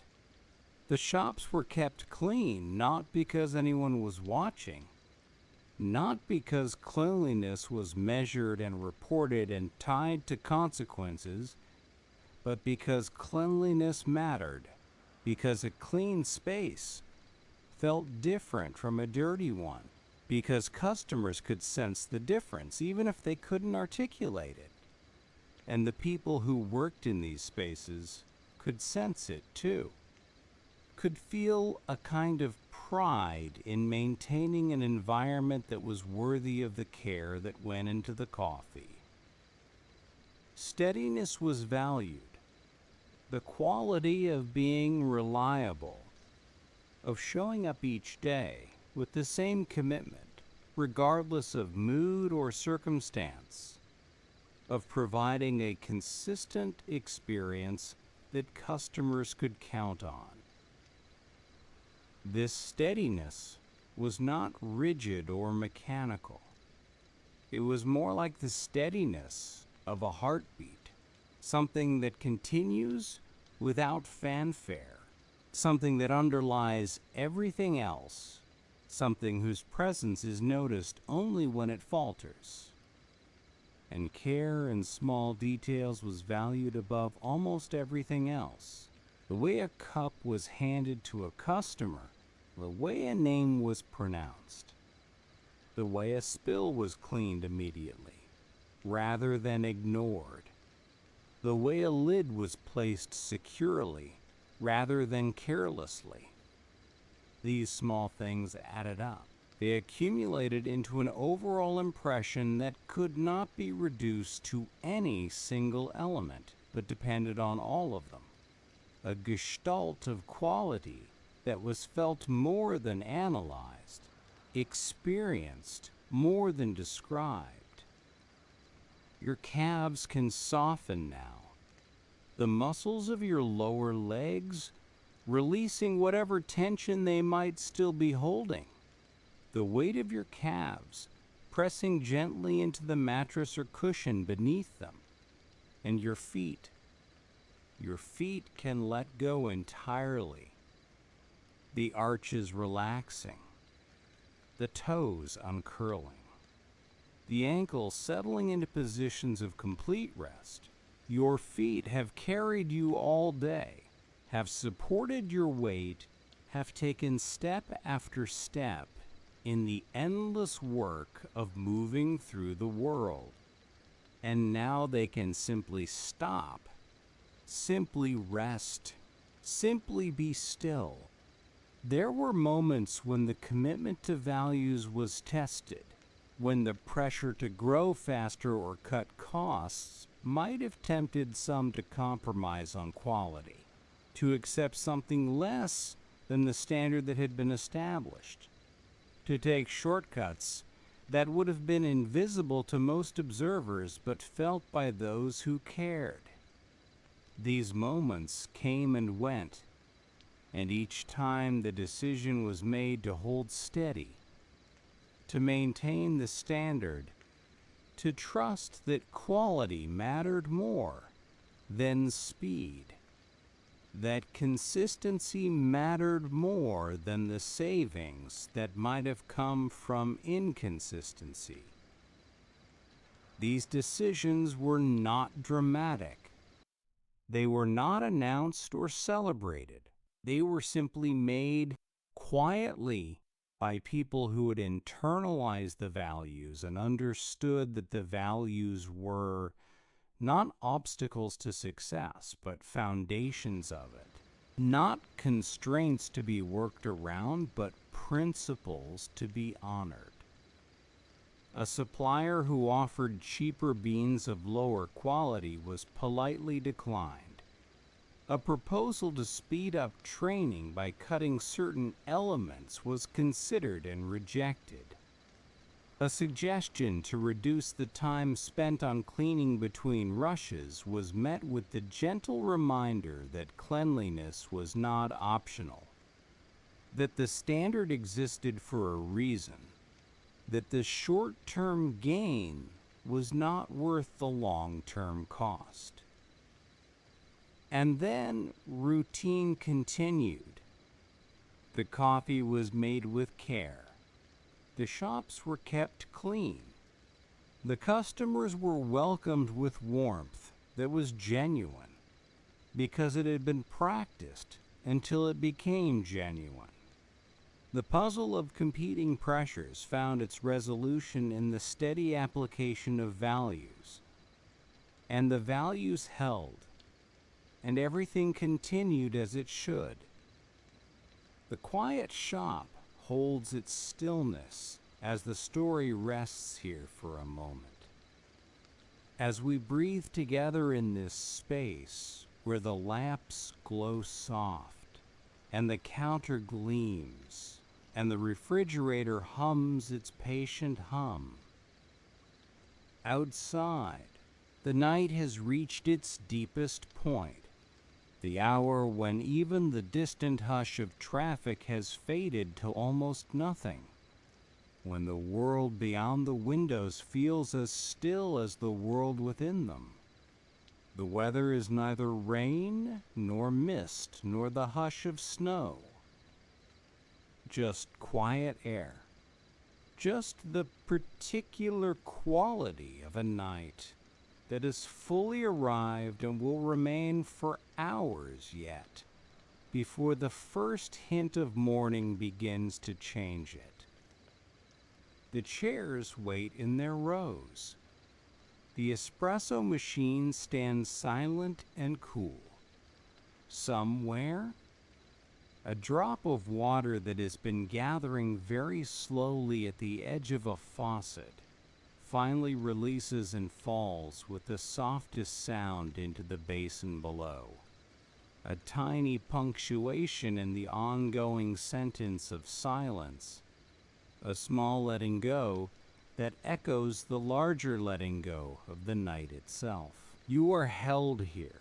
You are welcome here. Your body is heavy and warm and completely at rest, and your breath continues its gentle rhythm without any effort from you, and your thoughts can drift like steam rising from a cup, visible for a moment and then dissolving into the air, leaving nothing behind but stillness. The story has carried us through early beginnings and careful learning, through growth and consistency and the quiet work of maintaining values, even as everything expanded. We have watched small puzzles find their quiet resolutions, have seen the steady accumulation of care in small details build into something larger, something recognizable, something that became part of the everyday landscape for many people in many places. And ahead, waiting gently like a lamp in a window seen from a distance on a dark road, there are the modern scenes of everyday comfort, the familiar moments that people experience now in these places The morning routines and afternoon pauses and evening winds down that have become part of how millions of people move through their days. But those scenes will arrive when they arrive, softly, without hurry, the way morning arrives after a long night of rest. For now, there is only the quiet shop and the hum and the soft light and the deep stillness of a night that holds everything gently and asks nothing in return. Warm cup, cool air. The quiet coffee shop remains as it has remained throughout this long and gentle night. The amber lamps still casting their soft pools of warmth across the counter that gleams with the particular patience of surfaces that have been cared for, and the refrigerator still humming its single continuous note that has become so familiar it no longer registers as sound but simply as presence, as company, as the quiet breath of a space at rest. The chairs still point their legs upward in neat rows, and outside the windows, the night continues.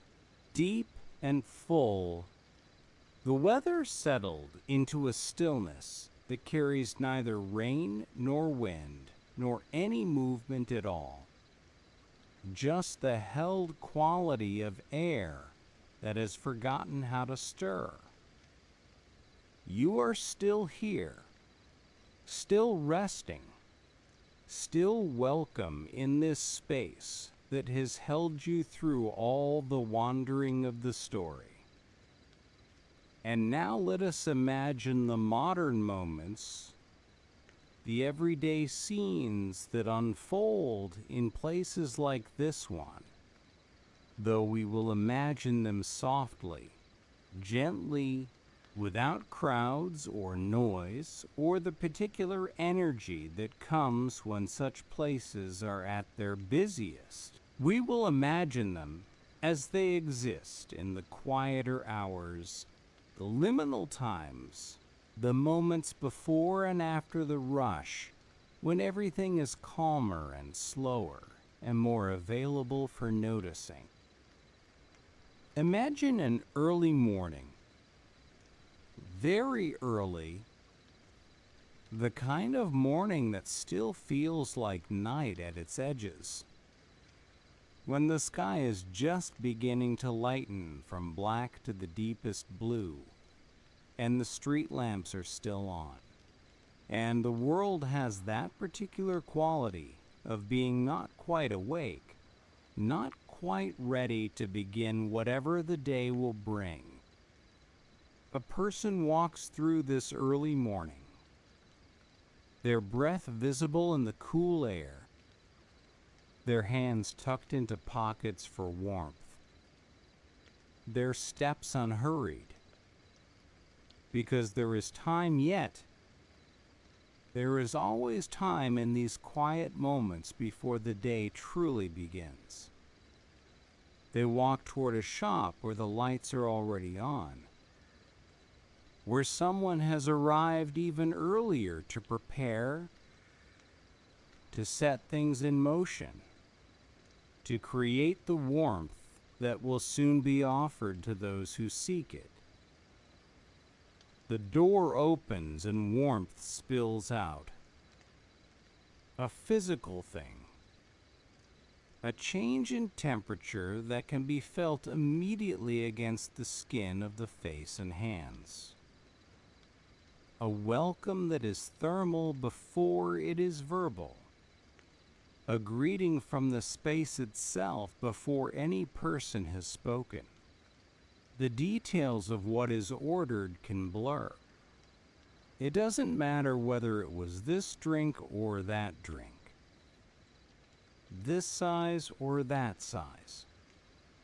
What matters is the moment after, when a cup is placed in waiting hands and the warmth of that cup transfers immediately through the palms, through the fingers, into the body itself.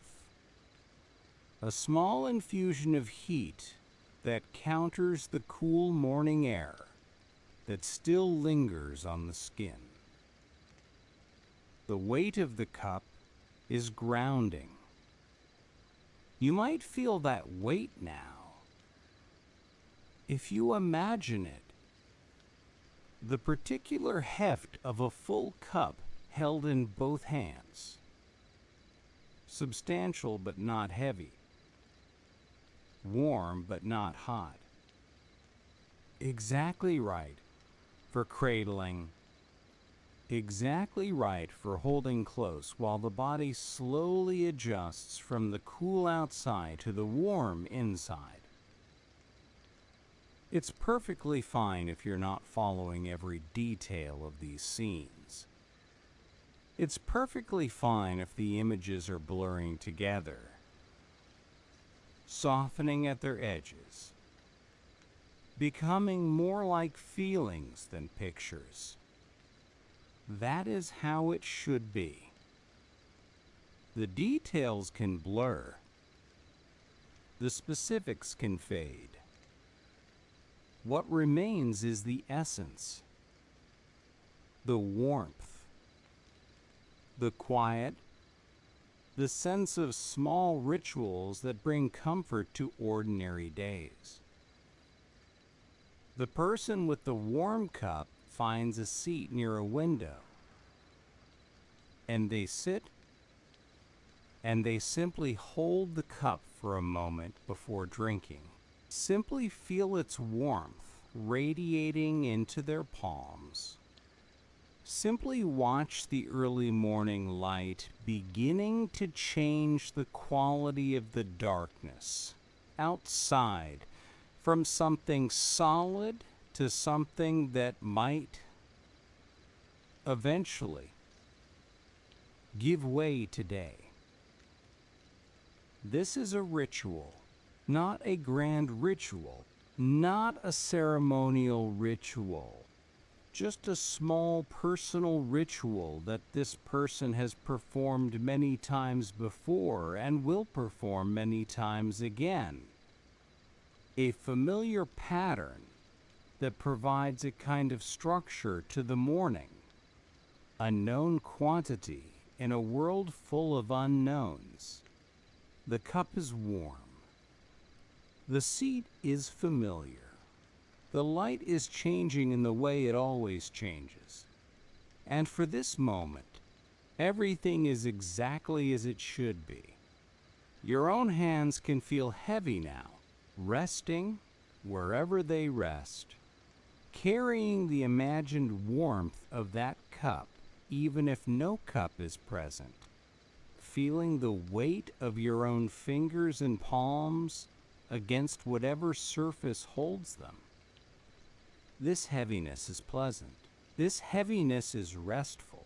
This heaviness is your body telling you that it is ready to be still, ready to stop holding and gripping and reaching, ready to simply rest.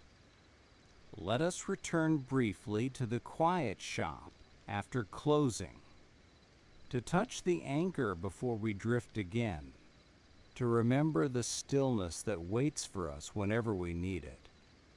The lamps glow. The counter gleams. The hum continues. Outside, the night is unchanged, deep and full and patient, and the weather remains still. Neither rain nor wind nor anything that might disturb the perfect calm of this space. The chairs rest in their rows. The espresso machine stands silent. Everything here is exactly as it was, exactly as it will remain, a fixed point in the wandering of the story, a place you can return to whenever the drifting becomes too much. whenever you need something solid and familiar and still. Now imagine a different moment, later in the day or perhaps in a different day entirely. It doesn't matter. The time is soft and unspecific. The hour is whichever hour feels right to you. Someone sits at a table with books or papers spread before them. Though the books and papers are not the focus, not really. The focus is the quality of the light that falls through the window onto the table. Warm and gentle, and the quality of the quiet that surrounds this person, even though they are not alone, even though others are present somewhere nearby, moving and speaking in low voices that blend together into a kind of background murmur that is more like silence than sound. This person is studying, perhaps, or working, or simply sitting with the intention of studying or working, while actually just being present, just existing in a space that is neither home nor office, but something third, something that allows for a different kind of attention, a different kind of presence. A cup sits on the table, half finished, and the warmth has faded from it now, but the person hasn't noticed, hasn't minded, because the cup was never really about the warmth or the drink inside it. It was about the permission, the ticket of entry, the small transaction that allowed them to claim this table and this seat and this particular quality of light and quiet for as long as they needed it. You don't need to track the details of what this person is studying or working on. The content doesn't matter. What matters is the feeling of being somewhere that supports this kind of quiet attention. Somewhere that doesn't demand productivity, but allows for it. Somewhere that is warm and lit and filled with the low murmur of others doing similar things. A community of people who are alone together, each in their own bubble of focus, but connected by the shared space that holds them all. And another moment, softer still. Evening now, or late afternoon that feels like evening. The light outside fading. The sky turning colors that no longer need to be named. Just the gradual dimming that comes as the earth turns and the sun drops below whatever horizon is visible from whatever window is nearest. Someone stands at a counter waiting for a drink, and while they wait, they simply look out the window at the changing light, at the people passing on the sidewalk outside, at the particular quality of the day's ending that is different from every other day's ending, and yet somehow always the same. The drink is ready. It is placed in their hand, and again there is that transfer of warmth, that moment of thermal greeting between the cup and the palm, that small physical pleasure that needs no explanation and asks for no analysis, simply warmth, simply comfort, simply a nice thing at the end of a long day. This person takes their drink and walks out into the cool air, and the contrast is immediate and pleasant. The warm cup in the hands, and the cool air on the face. Two different temperatures existing at once. Both of them, right? Both of them good. the body held between warmth and coolness in a way that feels balanced, that feels complete. The walk home, or wherever they are going, is gentle. The cup provides company. The warmth provides comfort. The evening light provides a kind of beauty that doesn't demand to be noticed, but rewards those who do notice. The soft colors and long shadows and gradual deepening that will eventually become night. You might feel something similar now, a sense of being held between states, between waking and sleeping, between attention and rest, between following the story and letting it go. This in-between place is comfortable. This in-between place is safe.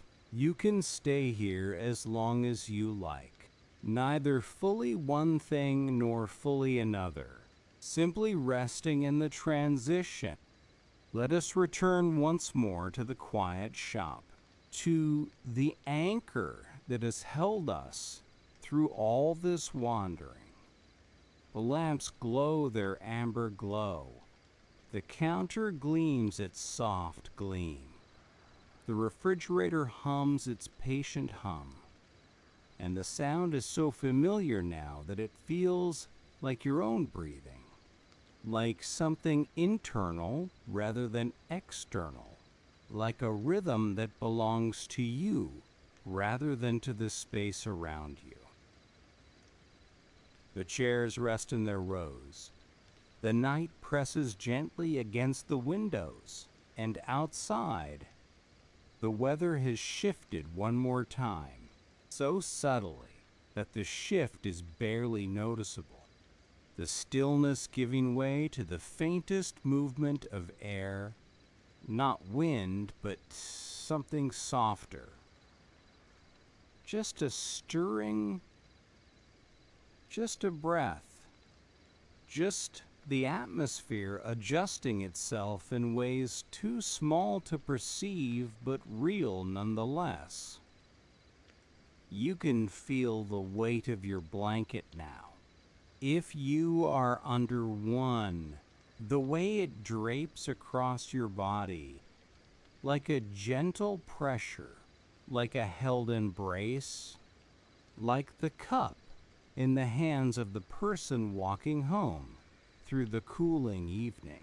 This weight is grounding. This weight is comforting. This weight says you are here. You are held. You are safe to let go completely. One more modern moment, the quietest of all. Late at night, very late, later than anyone should be awake, but sometimes sleep has not come, and we find ourselves still conscious in the deep hours, needing something, seeking something, not quite sure what. A person sits at a window table in a place that is nearly empty, one of those locations that stays open later than the others, a refuge for the sleepless, a harbor for those who are not yet ready to go home, or cannot go home, or simply want to be somewhere that is not home. Somewhere else, somewhere third.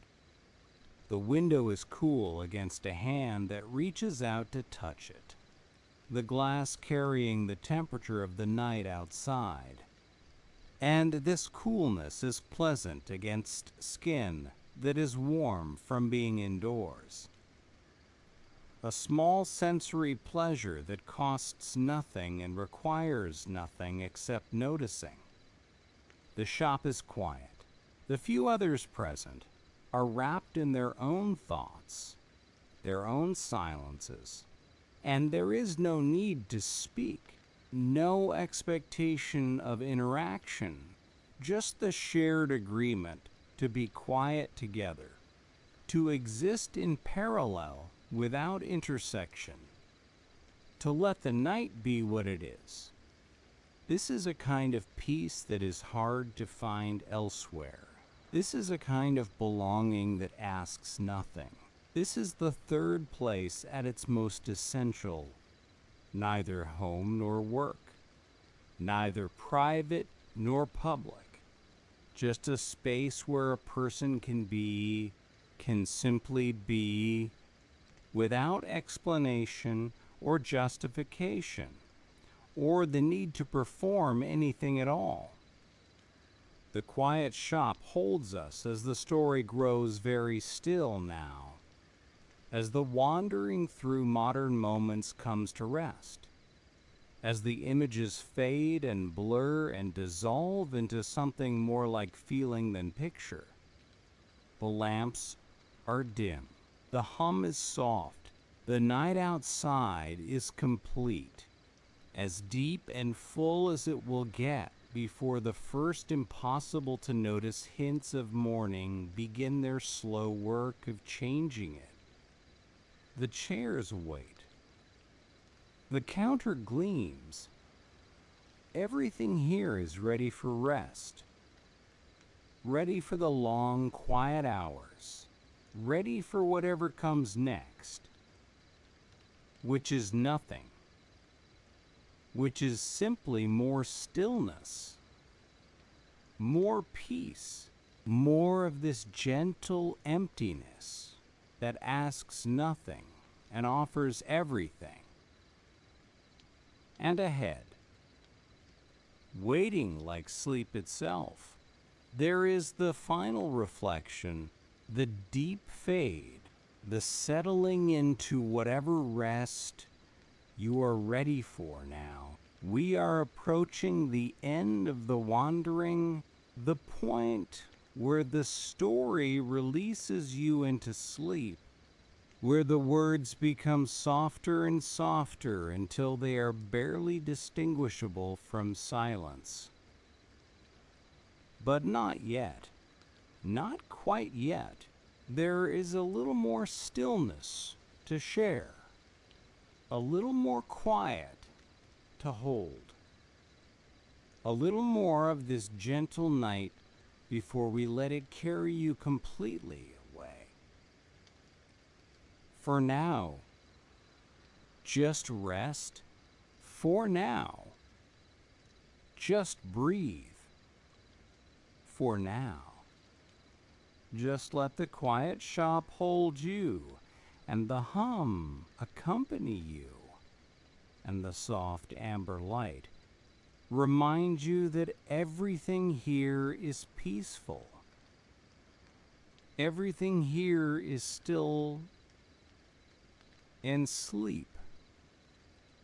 When it comes, will be as gentle as this night, as warm as a cup held in waiting hands, as welcoming as a place that has always been ready for you to arrive. Into deep and gentle sleep, the quiet coffee shop holds its final stillness now. The amber lamps glowing at their softest, barely more than a suggestion of light, and the refrigerator humming its endless note that has become indistinguishable from the silence itself. Two things that are one thing, sound and quiet woven together into a single fabric of peace. The chairs rest in their patient rows. The counter gleams its gentle gleam. And outside the windows, the night has reached its deepest expression, neither early nor late anymore. Simply night, simply dark, simply the held breath of a world that has finally stopped moving. You have been here all along. You have been held all along.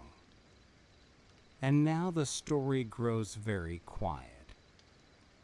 very still, very ready to release you into sleep. We have traveled together through a gentle telling, through the soft shapes of a story that began with small things and grew into familiar things. And now the details can fade. The specifics can blur. The names and dates and places can dissolve like steam rising from a cup and dispersing into air. What remains is simpler. What remains is feeling. There were small beginnings. Somewhere, sometime, people who cared about something enough to do it well. There was learning, patient and slow.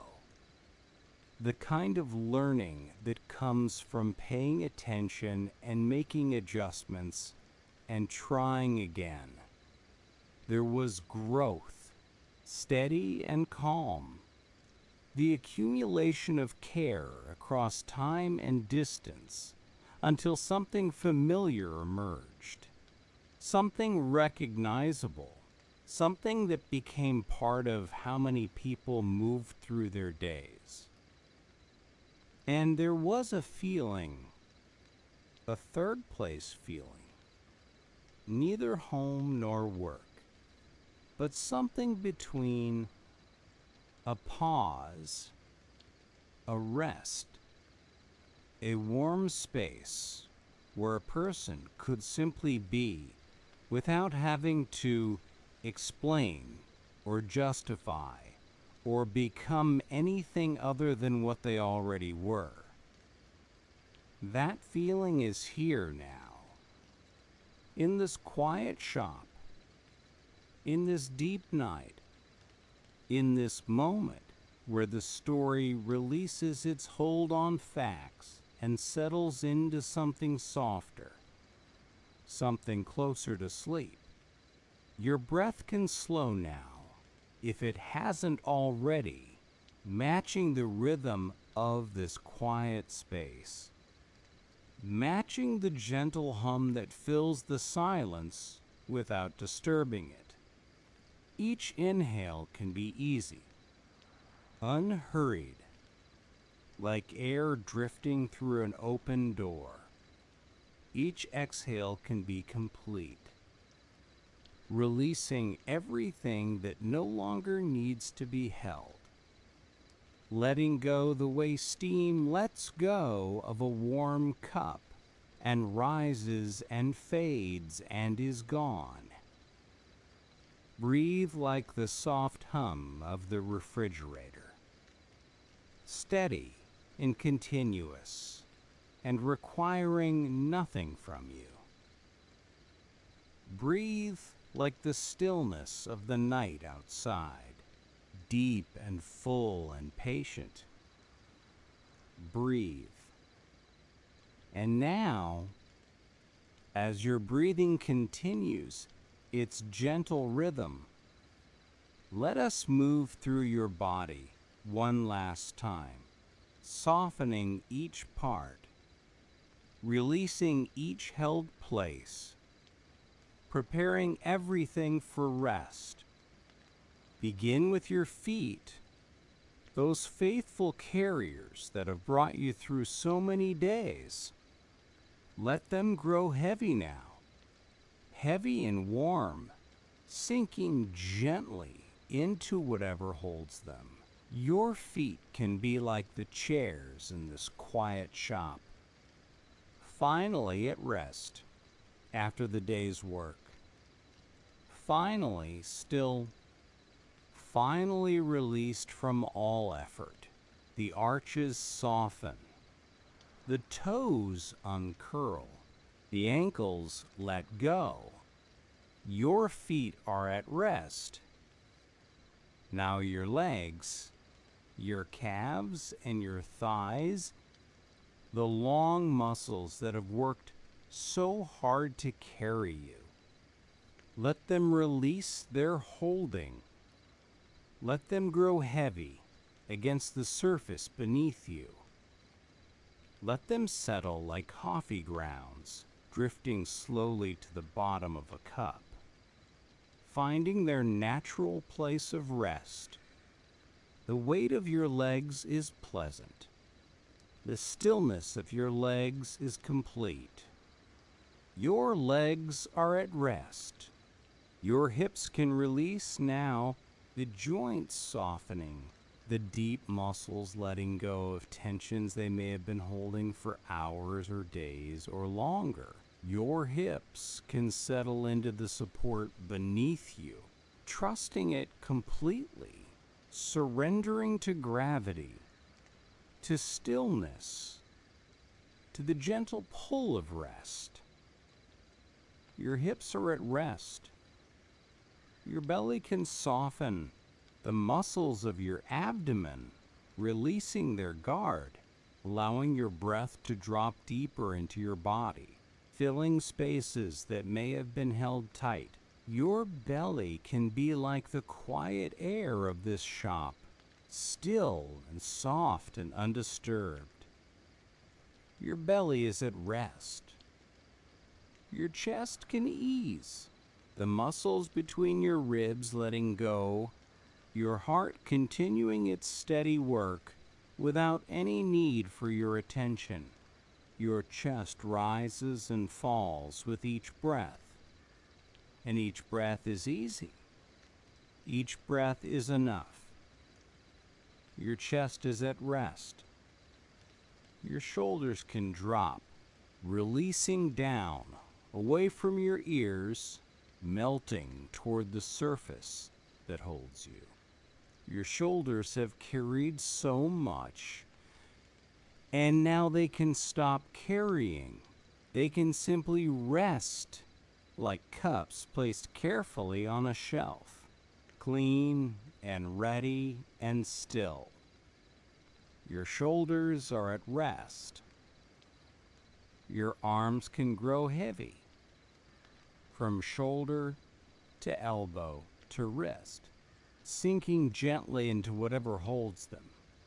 And your hands, your dear hands that do so much, they can open and soften.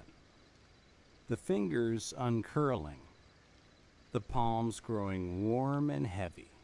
Your hands can be like the stillness after the last customer has gone, like the quiet after the last task is done.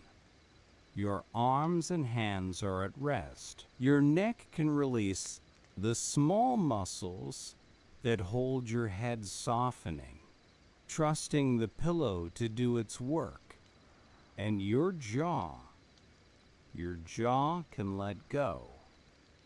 The teeth slightly parted, the tongue resting easy.